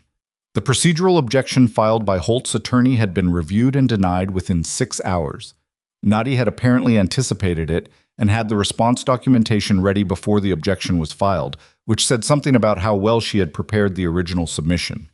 The investigation now encompassed not only the Kestrel Valley incident report and its amendment, but the full scope of Holt's advisory contract with the Military-Civilian Liaison Program, which had involved reviewing documentation from 14 separate operations over his 2-year tenure. 14 operations. Not 101. Nadi's voice on the voicemail was careful and professional, and completely devoid of the inflection that would tell Claire what she was thinking about that number. But the number itself said enough. The problem was not a single decision made on a single night. The problem was a pattern, and patterns had a different legal weight than incidents. Claire played the voicemail twice. Then she called Petra. "I heard," Petra said on the first ring. She sounded like she'd been awake for a while. It's been a morning here." "What happened?" "The board met at 7 a.m., emergency session. Holt's attorney sent a letter last night claiming the IG investigation constitutes harassment motivated by your complaint, and the board was apparently going to issue a statement of support for Holt." A pause. "Except that Sandra Pruitt, the administrator who called you about the termination, she got a copy of Nadi's preliminary findings last night, from someone, I don't know who." "What's in the preliminary findings?" "Enough. Enough that Pruitt walked into that board meeting with a printed copy and put it on the table, and the board's statement of support did not get issued." Petra's voice had the particular quality of someone delivering news they have been waiting a long time to deliver. "They've placed Holt on administrative leave pending the investigation, effective this morning." Claire sat with that for a moment. Administrative leave was not the end. Administrative leave was a pause, a protective institutional gesture that could be reversed, that meant less than it appeared to mean, that happened every day to people who eventually returned to their positions with nothing changed except the gap in their calendar. She knew this. But it was also the first public documented acknowledgement by Harlow General that something about Marcus Holt's record required scrutiny. And public acknowledgement, once made, had its own momentum. "How did the staff take it?" she said. "Mixed." Petra was honest about it. "Some people think the investigation is overreach. Some people think it should have happened years ago. Most people are just waiting." A pause. Darian Okafor's family came in yesterday, his mother and his sister. They asked which nurse had treated him in the field at the base. I didn't know what to say. "You don't have to say anything. I know. Petra stopped, started again. "There are people here who worked with you for 2 years and feel stupid for not knowing, for not asking." Her voice had an edge that wasn't anger at Claire. That's the other thing that's going around. People comparing notes about things they noticed and didn't say anything about. What kind of things? Decisions? Patterns? The way he handled certain cases? A long pause. "There's a nurse who left 2 years ago, Amara Solis. She filed a complaint when she left about a specific patient outcome she thought Holt had mismanaged. It went nowhere. Administration said her documentation was insufficient." Petra's voice tightened. "She's been contacted by the IG's office." Claire closed her eyes briefly. One case becoming 14 operations at the military level. One nurse's termination becoming a pattern of outcomes at the hospital level. The shape of it was becoming clearer, and the shape was worse than she had thought when it was only about her. "Petra," she said, "what happened to that patient, the one Solis flagged?" A silence. "He survived," Petra said, "but he had complications that Solis believed were preventable. He spent 3 additional weeks in the hospital and lost partial function in his left hand." Another silence. "He was a veteran, military service history." The line held that information for a moment. "I have to go," Claire said. "Thank you." "Claire," Petra's voice stopped her. "Amara Solis is in Port Calder. She moved back 8 months ago. I think you should talk to her." "What?" Amara Solis was 34, a former ICU nurse who now worked for a home health agency and had the particular wariness of someone who had been through an institutional complaint process and come out the other side with her complaint unresolved and her professional confidence partially disassembled. She agreed to meet Claire at a diner 3 miles from the hospital because she said she couldn't be seen near the hospital until she knew what the IG's investigation meant for her own situation. And Claire understood that without needing it explained. They sat across from each other in a booth near the window. Solis had coffee. Claire had coffee. The diner had the ambient warmth of a place that opened at 5 a.m. for people who worked before the rest of the city did. "I don't know what I can tell you that I haven't already told the investigator," Solis said. She was direct, not unfriendly, but with the economy of someone who had learned to be careful about what she offered before she knew where it was going. "I'm not here for the investigation," Claire said. "Nadi has what she needs from me. I'm here because Petra said I should talk to you, and Petra doesn't say things without a reason." Solis looked at her coffee. "What do you want to know?" "What did you see? In your own words, not the complaint language." A pause. Solis turned the coffee cup in her hands, a habit Claire recognized from years of watching people manage uncomfortable conversations with their hands. "Mr. Vasquez came in with a presentation that I thought needed a vascular consult," Solis said. Holt disagreed. He managed it conservatively. The complication developed overnight, and by morning the window for intervention had changed. She said it with the flat precision of someone who had recited it many times. When I raised it formally, Holt said my concern was noted and that I had misread the initial presentation. The documentation from that shift, his notes, described the case in a way that made his decision look appropriate and made my concern look like a misunderstanding of the clinical picture. He altered the documentation? He didn't alter it. He wrote it in a way that was technically accurate and practically misleading. Solis looked up. "You know how that works. You've read enough charts to know you can tell a story 2 ways with the same facts." Claire knew. "Did you document your own assessment at the time?" "Yes, my nursing notes from that shift exist. The IG has them." Solis's jaw set. "What Holt's notes don't mention is that I flagged my concern verbally to 2 other staff members that night, in front of witnesses. And none of that made it into any official record because by the time I filed my complaint, the people involved were careful about what they said." Careful. "He runs that department, ran it," Solis corrected herself. People have mortgages. People have career trajectories. She said it without bitterness, just the flat acknowledgement of how institutional pressure works. I didn't have a mortgage. I had a patient with a compromised hand and a complaint that went nowhere, and I left. Claire looked at her. Mr. Vasquez, the patient, do you know if the IG has contacted him? Solis looked at her for a long moment. Why? Because a pattern of documentation discrepancies in military records is an IG matter. A pattern that extends into civilian patient outcomes at the same hospital is a state medical board matter. They're separate processes, but they can run simultaneously, and the state board moves faster. Solis set down her coffee cup. You've been thinking about this, she said, for about 18 hours. You're not just waiting for the process. I'm not obstructing the process. There's a difference. Claire met her eyes. The IG investigation is going to take months. The military record corrections will take longer. But the state board can act on documented clinical misconduct in a hospital setting inside of 60 days if the complaint is properly structured and supported. A nursing board complaint doesn't carry weight against a physician. A nursing board complaint plus a physician misconduct complaint, plus documented patient outcomes, plus a federal investigation running concurrently and supporting a pattern of behavior. Claire stopped. Let the structure of it speak for itself. Solis was quiet for 30 seconds. Vasquez is in Wilmington, she said finally. I have his contact information from the follow-up care coordination. I never deleted it. You should call him, Claire said. Not me. You have the relationship. Solis looked at the window. At the morning traffic on the street outside. At the diner, which was filling up with the early shift crowd from whatever businesses were nearby. You're careful, Solis said. I'm trying to be. That's not the same as being afraid. No, Claire said. It's not. The state medical board complaint was filed 4 days later, jointly by Amara Solis and Rafael Vasquez, reported by nursing documentation, witness statements from 2 former Harlow General staff members who had been contacted through channels Claire had nothing officially to do with, and a letter from Major Nadi's office confirming that the federal investigation had identified documentation practices inconsistent with medical accuracy standards across multiple cases in Holt's tenure. Claire knew about the filing from Petra, who heard about it from the board's public docket, which was a matter of public record. She had not filed anything herself. She had not contacted the board.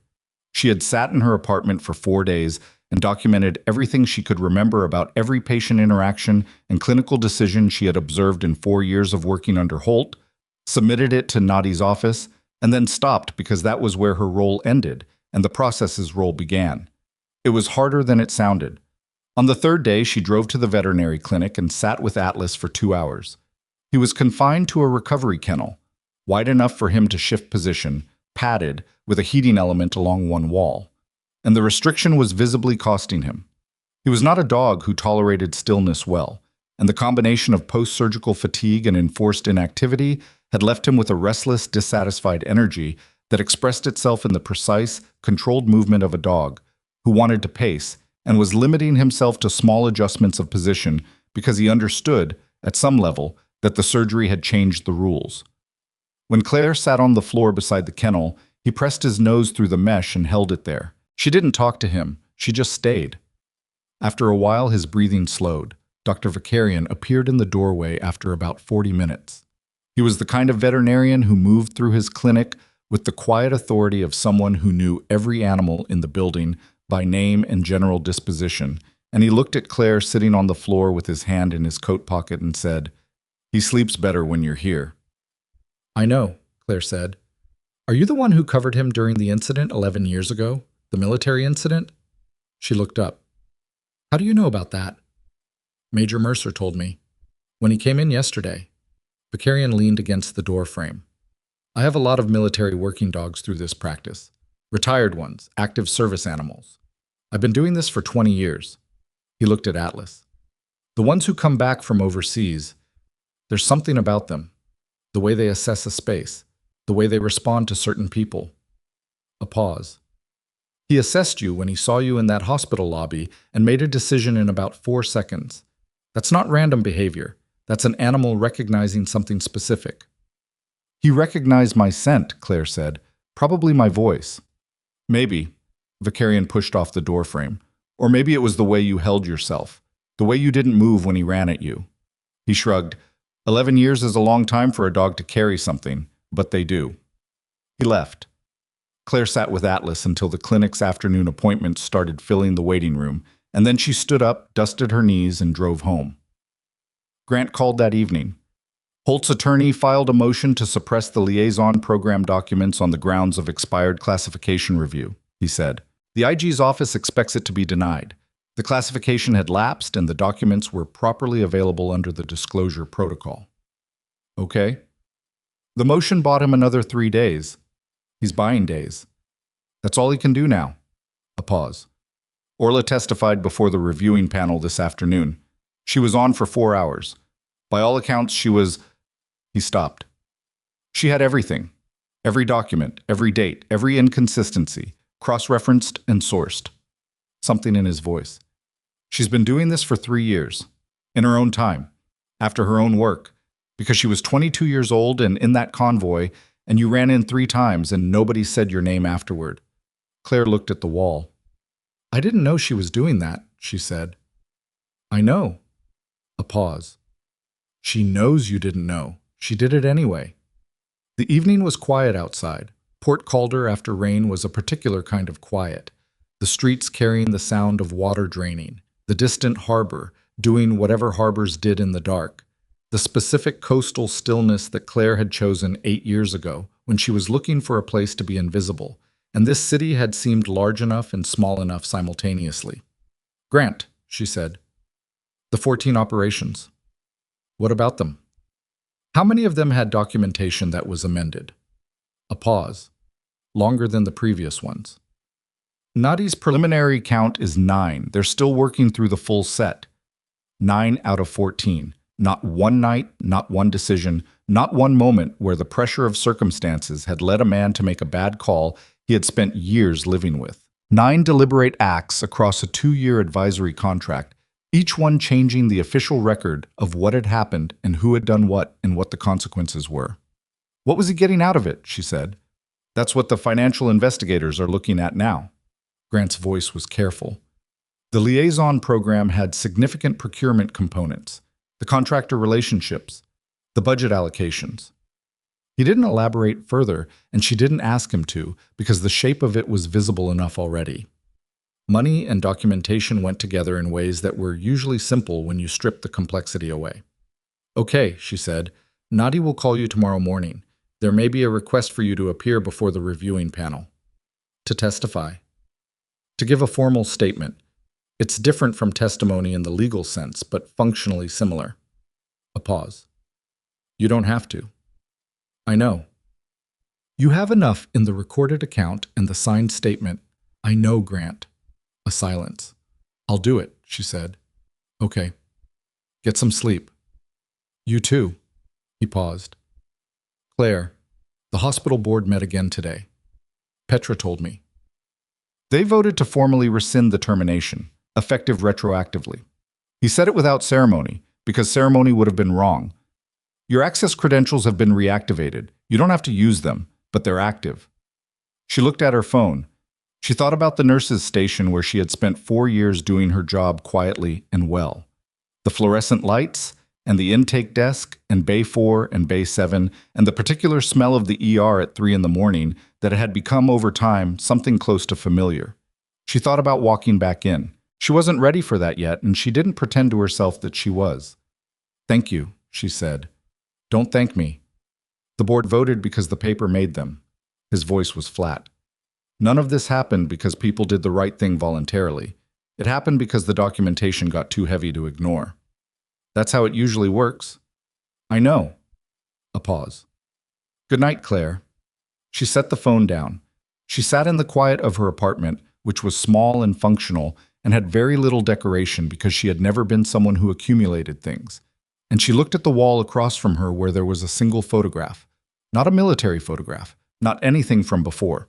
Just a shot she had taken 2 years ago from the harbor walk, the water and the light doing something particular in the late afternoon that she had stopped to look at and ended up capturing. She had chosen this city for its size and its ocean access and its relative anonymity. She had chosen this apartment for its distance from the hospital and its quiet neighborhood. She had chosen the ER position because emergency medicine was what she knew and what she was good at, and because the controlled chaos of it gave her brain something to do that kept the other parts of it occupied. She had not chosen any of it with the expectation that it would become a place she cared about, but she had been here 8 years. And tomorrow morning she was going to appear before a federal reviewing panel and give a formal account of what had happened in Kestrel Valley 11 years ago. And the account was going to be part of a record that would outlast all of them. Her, Holt, the convoy, the burning vehicle, the 11 minutes. And whatever happened after that was going to be different from what had happened before. She knew that in a way that was not dramatic or revelatory. It was just true. She went to bed. At 2:47 a.m., her phone buzzed with a text from a number she didn't recognize, and she was awake enough from light sleep to read it before she'd fully decided to. "This is Lieutenant Carver. I was told you're giving a statement tomorrow. I need to speak with you before you do. Tonight, if possible. There are things in that record that you don't know and that change what happened. Please respond." She read it 3 times. She looked at the time. She looked at the message. She thought about what Grant had said, that Carver's attorney had filed a non-cooperation notice, that Carver was going quiet and hoping it died. People who were going quiet didn't send text messages at 2:47 a.m. She thought about what it meant that he had her number, which meant someone had given it to him, and the question of who and why was one she wasn't going to answer at 2:47 a.m. from the information available. She thought about Nadi's instruction, "Don't do anything independently." She thought about the specific phrasing of Carver's message, things in that record that you don't know and that change what happened. Not things that changed the investigation, things that changed what happened, the event itself, the night itself. Her phone screen timed out and went dark. She lay in the dark for a long time. Then she typed back, "Send me what you have in writing. I will not meet privately. Anything you have to say goes through Major Nadi's office." She sent it. 3 minutes passed. Then her phone buzzed again. "I can't go through official channels. If I do, what I know gets buried the same way your name got buried. The person who gave Holt access to those records isn't in the investigation. They're above it." She stared at the screen. Above it. She read the words again. Above the IG investigation. Her phone screen timed out again. Outside Port Calder was quiet and dark, and the harbor was doing whatever harbors did in the hours before the city woke up. And somewhere across the city, Marcus Holt was presumably not sleeping either. And the shape of the thing Claire had thought she understood had just gotten larger in a direction she had not anticipated. She didn't sleep again. She lay in the dark with Carver's words on the screen of her phone and turned them over the way you turn a stone over when you're not sure what's underneath it, carefully, without committing to what you'll find. Above it. The phrase had a specific gravity that was different from a scared man's deflection. Scared men said things like, "You don't understand the whole picture," or "There are things that would get me killed." Carver had said something precise. The person who gave Holt access to those records isn't in the investigation. That was specific enough to be either true or a very deliberate construction designed to look true. She forwarded the message to Nadi at 3:04 a.m. with a single line. "Received this tonight. Have not responded further. Your call." Then she put the phone face down and stared at the ceiling until the light outside changed from black to gray. Nadi called at 6:15. "I saw the forward." No preamble. "Thank you for not meeting him. Was I right not to?" A pause. Yes and no. Nadi's voice had the quality of someone who had been awake longer than Claire and was running on a different kind of fuel. Carver filed a cooperation request through his attorney at 4 a.m. Apparently your response moved something. He wants a formal proffer agreement. He'll give testimony in exchange for reduced exposure on his own falsification liability. He's flipping. He's trying to. The IG's office is evaluating whether what he has is worth the agreement. A pause. He claims the person who coordinated the documentation changes across all 14 operations was not Holt acting independently. He says Holt was executing instructions from a program director above him in the liaison structure. Who? A civilian contractor named Brennan Schaefer, former defense procurement executive. He ran the liaison program from the administrative level and had relationships with 3 separate defense contractors who had financial interests in the operational outcomes being reported. Nadi's voice was careful. If the report showed successful operations with clear outcomes, it supported continued contract funding. Amended reports could be used to suppress evidence of contractor equipment failures that contributed to casualties. The ceiling of Claire's apartment had a water stain near the far corner that she had looked at enough times to know its exact shape. She looked at it now, while the full structure of what Nadi was describing assembled itself in her mind. The Kestrel Valley convoy had gone up because a fuel line failed. She had known that. She had been close enough to the failure point to have the relevant scars to prove it. What she had not known, what had lived in the unexamined space of her understanding of that night, was why the fuel line had failed, and whether the failure was the kind that was supposed to be caught before it put soldiers in a burning vehicle. The equipment, she said. The fuel line components were supplied by a contractor under Schaefer's program, Nadi confirmed. The failure mode was consistent with a manufacturing defect that should have been caught in the inspection process. If the original incident reports had stood, if your account and the other witnesses' accounts had been correctly documented, the equipment failure would have triggered a formal investigation into the contractor. And instead, the reports were amended to attribute the incident to operational factors. Correct. Which protected the contractor's subsequent contracts and the funding that flowed through the program. Nadi paused. Schaefer has been out of government work for 3 years. He runs a private consulting firm. He is not currently a subject of the IG investigation because until Carver's proffer request this morning, his name had not appeared in any documentation the investigation had access to. Claire sat up, swung her legs off the bed. The floor was cold. He's not in the investigation yet, she said. The request to expand scope goes to the reviewing panel this morning. Nadi's voice tightened slightly. Which is why your formal statement this morning matters more than it did yesterday. You are the primary witness whose account connects the equipment failure, the amended documentation, and the operational consequences. Carver can speak to the coordination. You are the one who was there. I'll be there at 9, Claire said. 8:30, Nadi said. We're starting early. The reviewing panel met in a federal building 40 minutes from Port Calder, in a conference room that had the institutional blankness of a space designed to communicate seriousness without personality. Long table, uniform chairs, recessed lighting, a flag in the corner that nobody looked at. There were 5 panel members, 2 IG officers, a JAG representative, a civilian oversight coordinator, and a senior officer from the relevant military branch whose rank Claire clocked automatically and whose expression told her nothing about what she was walking into. Orla Whitfield was there. She was sitting at the side table when Claire came in, and she stood when she saw her, and for a moment neither of them said anything, because the situation had its own weight, and forcing words into it would have been false. Orla was 43, with the build of someone who had carried weight for a long time, and had decided that the weight was just going to be part of the structure. Her face had the particular quality of a person who had spent years being competent and methodical in service of something that had not yet paid off, and who had kept doing it anyway. She looked at Claire with the expression of someone completing a circuit that had been open for 3 years. I have all of it, Orla said. Everything we need. I know, Claire said. Nadi told me. I just wanted you to hear it from me. They sat down. Grant was there too, at the far end of the table, in uniform. He caught Claire's eye and gave her the small nod of someone who had done what he could and was now in the part of the process where the doing was finished and the accounting began. The panel session ran for 4 hours and 20 minutes. Claire gave her statement. She did not perform it.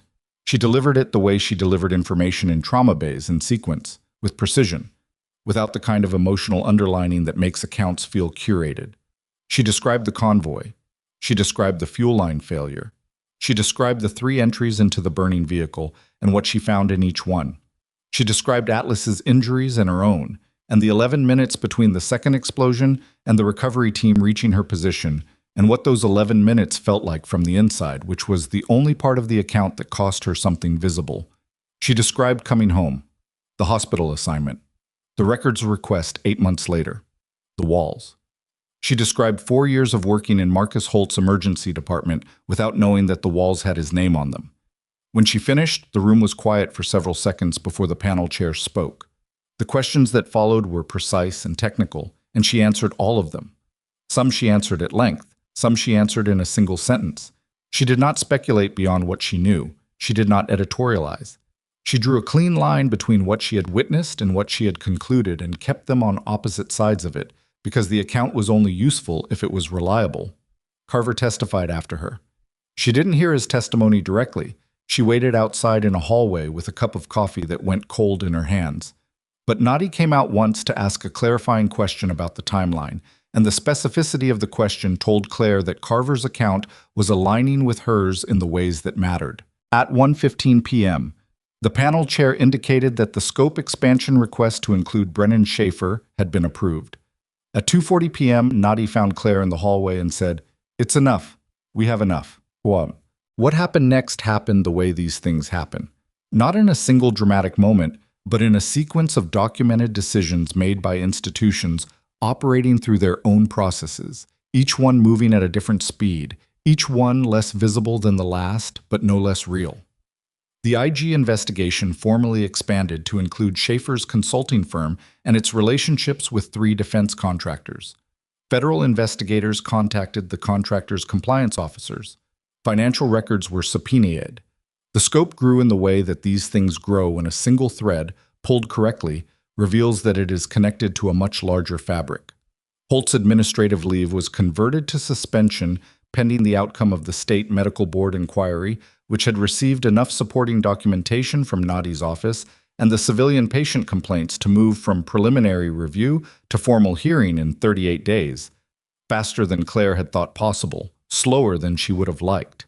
The hearing was not public in the legal sense, but in the practical sense of a mid-sized coastal city where the hospital was a major employer and Holt had been a visible institutional figure for 6 years. It was public enough. The board's findings were published on its public docket, as required by state law, and the findings were specific and unambiguous in the way that formal board language becomes when the evidence does not leave room for ambiguity. Documented pattern of clinical documentation practices that misrepresented patient presentation and decision rationale. Failure to meet the standard of care in multiple identified cases, evidence of deliberate omission in the construction of the medical record. The board revoked Holt's license to practice medicine in the state, effective immediately, pending appeal. He appealed.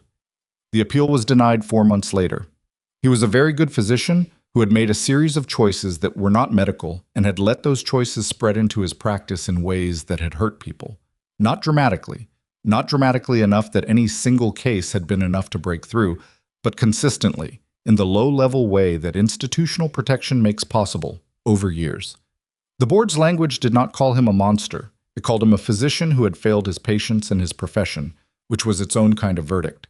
Schaefer's legal situation was more complicated and would take longer, and Claire had accepted that before it started. Federal procurement fraud cases moved at federal speeds, which were geological. He retained a team of attorneys who were very good at what they did. The process was going to be what it was going to be. But his consulting firm lost its 3 primary clients in the week after his name appeared in the IG's public filing, which happened because the IG's public filings were a matter of record, and the contractors had their own board members and their own liability exposure to consider. He did not go to prison in the first year. He lost everything that had been built on the structure underneath the prison, which was a different kind of accountability, and for now, the kind the timeline permitted. Carver's proffer agreement went through. He testified fully, gave the panel everything Nadi's office needed, and received a reduction in his own falsification exposure that his attorney had negotiated carefully and that Claire had no opinion about because her opinion was not what the agreement required. He had been 26 years old and ambitious and frightened in exactly the wrong sequence, and he had made choices that had cost other people years of their lives, and the system had given him a path through it that was more lenient than what he deserved and less lenient than what he'd hoped for, which was probably about right. Torres, Wickham, and Adisa had their records formally corrected. Torres's discharge papers were amended with the correct operational citations. Wickham's VA benefits were reinstated with a settlement covering the 4 years she had spent fighting the denial. Adisa, still active, received a commendation review that had been blocked by the incorrect original documentation and was now cleared to proceed. Orla Whitfield was promoted. Grant told Claire about it the same week it was announced, in the same brief, factual way he told her most things, without ceremony, and she said she wasn't surprised, and he said he wasn't either, and neither of them said what they were actually thinking, which was that Orla had spent 3 years doing the work of an investigation before the investigation existed and had been right about every piece of it, and being right about everything for 3 years with no institutional support was the kind of thing that deserved more than a promotion, but that a promotion was what the system had to offer and it would have to do. Claire's military record was corrected and officially restored in a process that involved Nadi's office, the relevant military branch's records division, and 2 separate verification steps that took 11 weeks from the panel decision to the final documentation. She received a letter confirming the correction. The letter listed her actions at Kestrel Valley in language drawn directly from the original incident report, the one that had existed before Holt's signature had changed it into something smaller. Medic Voss demonstrated exceptional performance under extreme conditions. She read it once. She put it in a drawer. She was not sure what she had expected to feel. She had spent enough of the previous months managing expectations that she had gotten good at not having them, which was its own form of protection and its own limitation. The letter was real. The record was corrected. These were facts, and facts had weight, and weight was different from the particular things she had been carrying since she was 30 years old and had come home from overseas and discovered that the weight she brought with her was not the weight anyone else could see. But it was something. It was the specific something of being put back into the record, of existing in the official account of what had happened, of being, in the language of the institution that had erased her, correctly documented. She had never needed a document to know what she had done. She had been there. The knowledge was physical and permanent in the way that knowledge is when it is written in your body as well as your memory. But there was something that the document did that her own knowledge couldn't do, which was tell the story to the people who hadn't been there. To Torres's daughter, who was 6 years old, and to Wickham, who had fought a wall for 4 years without knowing whose name was on the other side of it, and to the record that outlasted all of them. That mattered. She had come, slowly and imperfectly, to understand that it mattered. She went back to Harlow General on a Tuesday in October, 11 weeks after the panel hearing, on a morning that was the particular sharp blue of a Carolina fall, clear and cool, and carrying the smell of the ocean from the east. She didn't make an announcement about it. She parked in the staff lot, walked through the ambulance bay, and went to the nurses' station, where Petra was finishing a chart from the overnight shift. Petra looked up. She looked at Claire for a moment, taking her in, the way you look at someone when you've been expecting them and are verifying that what arrived matches what you expected.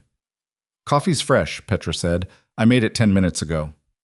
"Thank you," Claire said. She poured a cup. She stood at the counter. The ER was in the particular lull of a Tuesday morning. Not empty, not chaos, just the steady operational rhythm of a department that had work to do and was doing it. There was a new attending whose name she didn't know yet covering the shift, a young woman who moved through the floor with the slightly over-careful precision of someone still building confidence in her own clinical judgment and who would, in time, find her pace. The department looked the same. It was not the same. Holt's office was empty, the door closed, the nameplate removed. There was a temporary sign indicating administrative scheduling. The space had a held quality, like a room that knows it's waiting for the next chapter. Claire worked a half shift that first day. Not because she wasn't ready for a full one, but because re-entry required its own calibration, and she had learned enough about herself in the previous several months to know that pushing past what was necessary was not the same as being strong. The staff treated her the way the staff treats someone who has been absent for reasons that everyone knows and nobody is sure how to reference, with a kind of heightened normalcy that was slightly effortful but came from a genuine place. A few people said things directly. A resident named Kowalski, who had been 2 months into his rotation when Claire left, stopped her in the corridor and said, "I watched what you did in the bay during the mass-casualty event. I didn't say anything then, and I should have." She told him that doing his job well was the thing that mattered, and he nodded with the expression of someone who had received a more generous response than he had earned and knew it. Darian Okafor came by the hospital in November. He walked with a cane on his left side, not permanently, the physical therapist had told him, but for another 4 to 6 months while the vascular repair continued to settle. He walked with it the way someone walks with something they are not entirely reconciled to but have decided to stop fighting, which was a kind of maturity that some people took decades to arrive at, and which Okafor appeared to have assembled somewhere between the surgical suite and the present moment. He asked for Claire at the desk. She came out to the waiting area and he stood up when he saw her, which took him a moment with the cane, and she said, "Don't," and he said, "I want to," and stood. "You kept the circulation going," he said. The vascular team said if it had dropped another 10 minutes, the outcome would have been different. "You kept yourself calm," she said. That helped. He looked at her with the expression of someone who had rehearsed something and was deciding whether to say it. "My mother wants to come and thank you. I told her you probably don't need that." "Tell her I said she raised someone who knows how to be a patient," Claire said. "That's not as small a thing as it sounds." He almost smiled. "She'll say that's not enough." "Mothers usually do." He left with the cane and the careful walk and the particular posture of a young man who had been very close to a much worse outcome and was still processing what that meant, and would be processing it for years, and would be fine. Atlas came to the hospital in December. Grant brought him on a Thursday morning, cleared in advance with the new department director as a community relations visit, a working dog, and his handler, which was a common enough thing in healthcare settings that it required no special justification. The department director had agreed without knowing the specific history, and Claire had not corrected the omission because the visit was about Atlas, not about the history. The shepherd had recovered. Not perfectly. He moved with a slight accommodation on his left rear that Vicarian said would be permanent, a reminder of what the surgery had repaired and what it hadn't, but the accommodation had become part of how he moved rather than a limitation on it. He was still Atlas, still the dog who had run across a hospital lobby and dropped at a stranger's feet because she was not a stranger. He came through the ambulance bay and found Claire at the nurse's station in approximately the same amount of time and with approximately the same certainty as he had the first night. This time, she crouched down immediately. He pressed his head against her burned forearm, not her hand. The forearm specifically, the way he had 11 years ago, when she had her jacket off, and the scarred skin was bare, as if he had a map of her that was more specific than most people bothered to make. "Hey," she said quietly. He stayed very still. The staff in the vicinity observed this without commentary for the most part, with the exception of Petra, who was watching from the nurse's station with an expression that she would later describe, if anyone asked, as entirely professional and unrelated to any strong emotion. Grant stood a few feet back. I was in civilian clothes, dark jacket, the particular, not quite casual dress of someone who had spent years in uniform and carries that in their posture regardless of what they're wearing. He looked at Claire with Atlas and said nothing for a while. Then he said, "Vicarian says he can do therapy certification work for hospital visits." Claire looked up. "For Atlas?" "He has the temperament. He's always had it." Grant's voice was even, but underneath it was something that had been there since the ambulance bay in the rain. The specific quality of a man who has been looking for the right moment to say something and is not sure this one is right either, but is running out of different moments. It would mean coming here, regularly. "I know what a therapy certification involves." "I know you know." A pause. "I'm asking if that's okay. With you." She looked at Atlas, at the scarred muzzle, the broken and healed nose, the eyes that had the particular depth of an animal that had seen things that couldn't be described and had organized them into a different kind of understanding. "Yes," she said. "That's okay." Grant nodded. He put his hands in his jacket pockets. He looked at the ambulance bay doors, through which the sharp December light was coming in at a low angle, and he looked like a man who had carried something a long way and was deciding what to do now that he had put it down. "I looked up the program you mentioned," he said. "The military-civilian trauma integration idea. The one you described to Nadi." She had mentioned it in passing in Nadi's office as an aside, that if civilian hospitals and military medical training structures had better integration pathways, the gaps that the mass casualty event at the base had exposed might not have been so wide. She hadn't thought Nadi had been particularly focused on that part of the conversation. "Nadi shared it?" Claire said. "She thought it was worth developing." He shrugged, which on Grant was a very small movement. "There's a grant structure for it through the Joint Military-Civilian Health Initiatives Office. The paperwork is substantial." "I'm not afraid of paperwork." "I know." Something shifted in his expression, not quite a smile, but the thing that precedes one when a person is deciding whether it's the right moment. "There's an office at the base that could host the administrative side. I've already talked to the base commander." Claire stood up from where she'd been crouching with Atlas. Her knees registered the complaint that her knees registered now after sustained crouching, which was a fact of being 41 and not a tragedy. She looked at Grant, who was watching her with the straightforward attention of someone who was not performing patience but had it. "You're asking if I want to build something," she said. "I'm asking if you want to build something," he confirmed. She thought about it, not because she didn't know the answer, but because the question deserved the weight of an actual thought rather than a reflex. She had spent 8 years building something invisible, a life assembled from the parts that came back from overseas, the competence, the steadiness, the quiet precision, the ability to read a room and a patient and a situation and respond without needing to be seen doing it. She had built it well.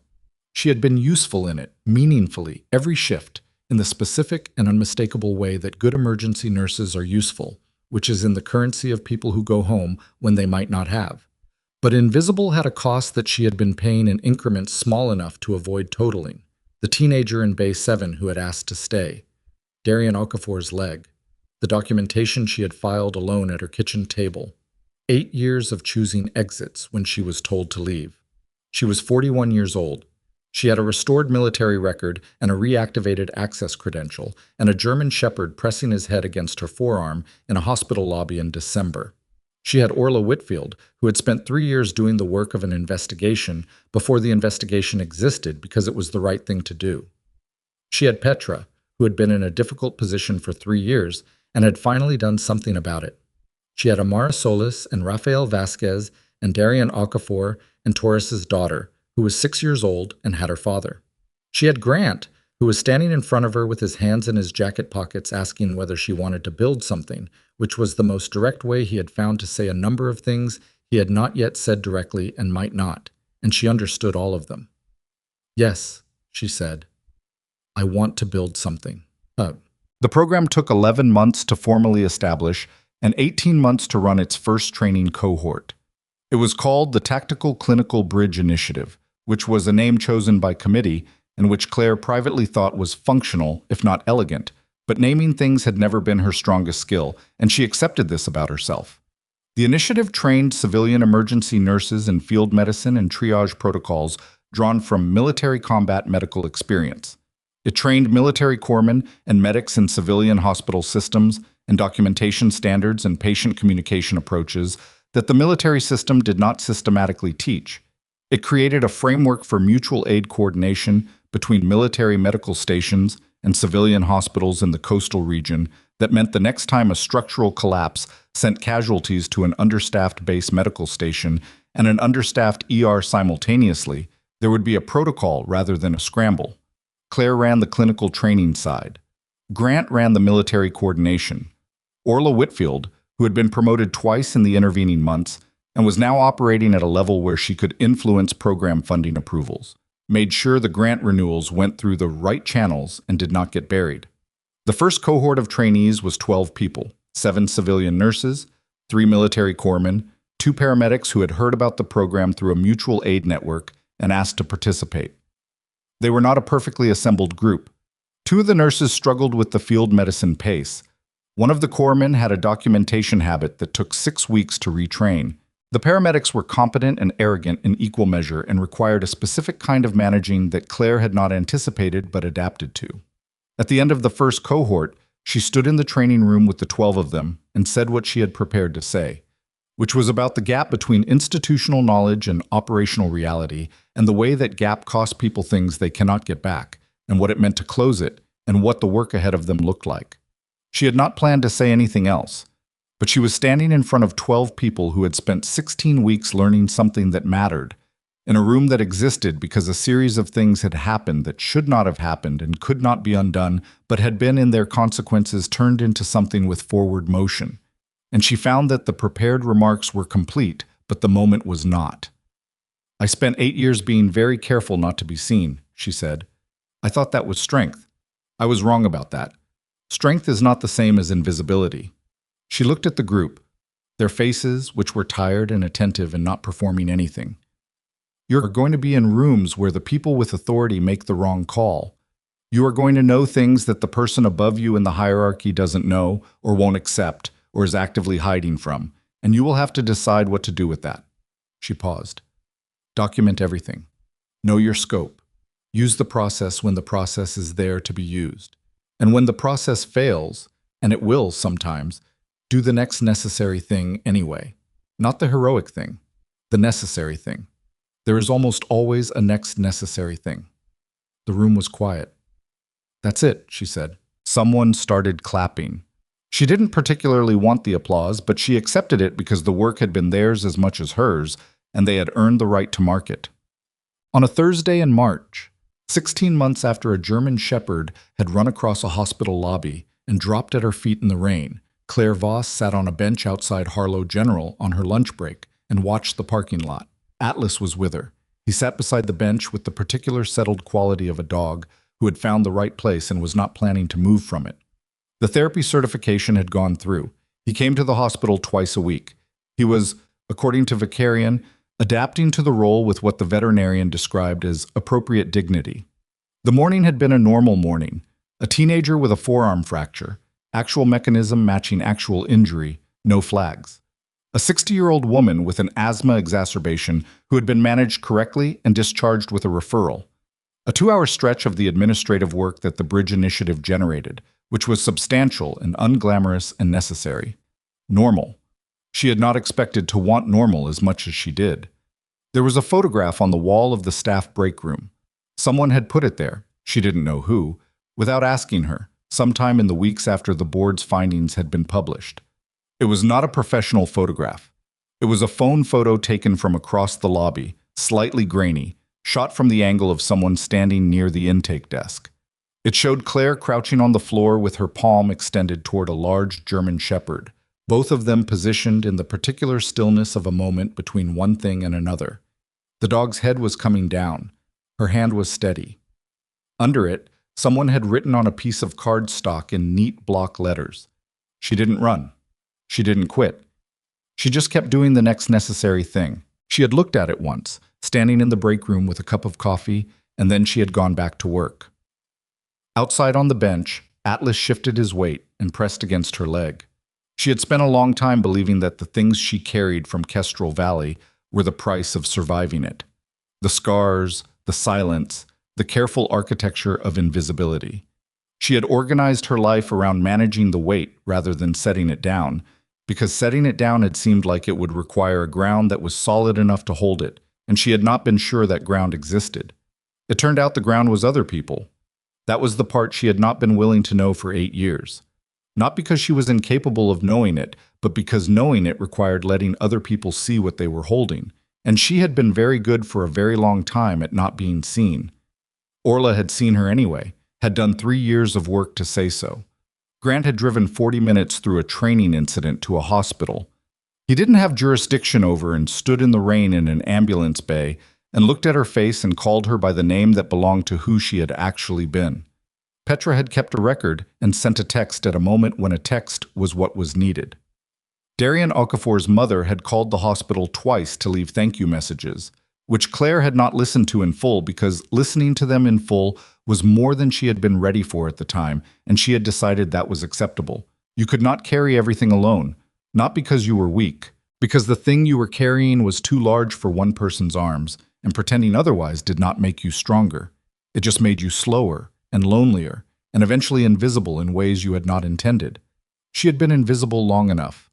The sun was out over Port Calder in a way that the winter had not often allowed, warm and direct, the kind of March light that says spring is not hypothetical. It is a thing that is actually coming, whatever the temperature says. The harbor was visible from this angle, a strip of gray-blue at the end of the street, the particular Port Calder water that she had chosen 8 years ago without knowing she was choosing something she would come to love. Atlas turned his head toward the hospital entrance. She looked. A family was coming out, 2 parents and a girl who was maybe 8 or 9, moving with the particular energy of people leaving a place they had been afraid to enter and discovering, on the way out, that they were okay. The girl had a bandaged wrist and was carrying it with the concentrated pride of a child who had decided an injury was an adventure, and she was talking rapidly to both parents simultaneously. She saw Atlas. She stopped talking. She looked at Claire, then at the dog, then at Claire again. "Is that a real dog?" she said to no one in particular. "He is," Claire said. What's his name? Atlas. The girl took this in with the seriousness that children apply to names when they understand that names are important. Can I pet him? Claire looked at Atlas, who had already assessed the girl and arrived at his conclusion, which was visible in his posture, relaxed, attentive, the particular readiness of an animal that has decided a situation is not a threat and is considering whether it is an opportunity. Yes, Claire said, he'd like that. The girl came forward and put her hand on Atlas's head with the careful deliberateness of a child who has been told the correct way to approach dogs and is applying the instructions seriously. Atlas held very still. Then he leaned into her hand just slightly, and his tail moved twice. The girl looked at Claire with an expression of pure and uncomplicated delight. He likes me, she said. He does, Claire agreed. The parents collected the girl eventually, and the family moved toward the parking lot, and the girl turned back twice to look at Atlas, and the second time she turned back, she waved. Not at the dog, at Claire, with the specific confidence of a child who has decided that someone is worth waving to. Claire raised her hand. The family rounded the corner of the lot and was gone. She sat with Atlas in the March sun for another 10 minutes before her break was over. She was not a person who had come back from fire as something better or cleaner or resolved. She still moved slightly sideways to rooms. She still had the scars and the midnight wakefulness and the habit of counting exits. She still struggled sometimes with the distinction between being private and being isolated, and would probably continue to struggle with it, and that was going to have to be acceptable. But she was in the record now. The correct record. The one that said what had actually happened in that burning field, and who had been there, and what she had done. And she was here, still doing the next necessary thing. Atlas stood up beside her, which meant he had decided the break was over. She looked at him. All right, she said. She stood up, straightened her scrubs, picked up her badge from the bench beside her and clipped it back to her lanyard. She walked through the ambulance bay doors into the hospital, and the light changed the way light changes when you go from outside to inside, adjusted, contained, purposeful, and she went back to work.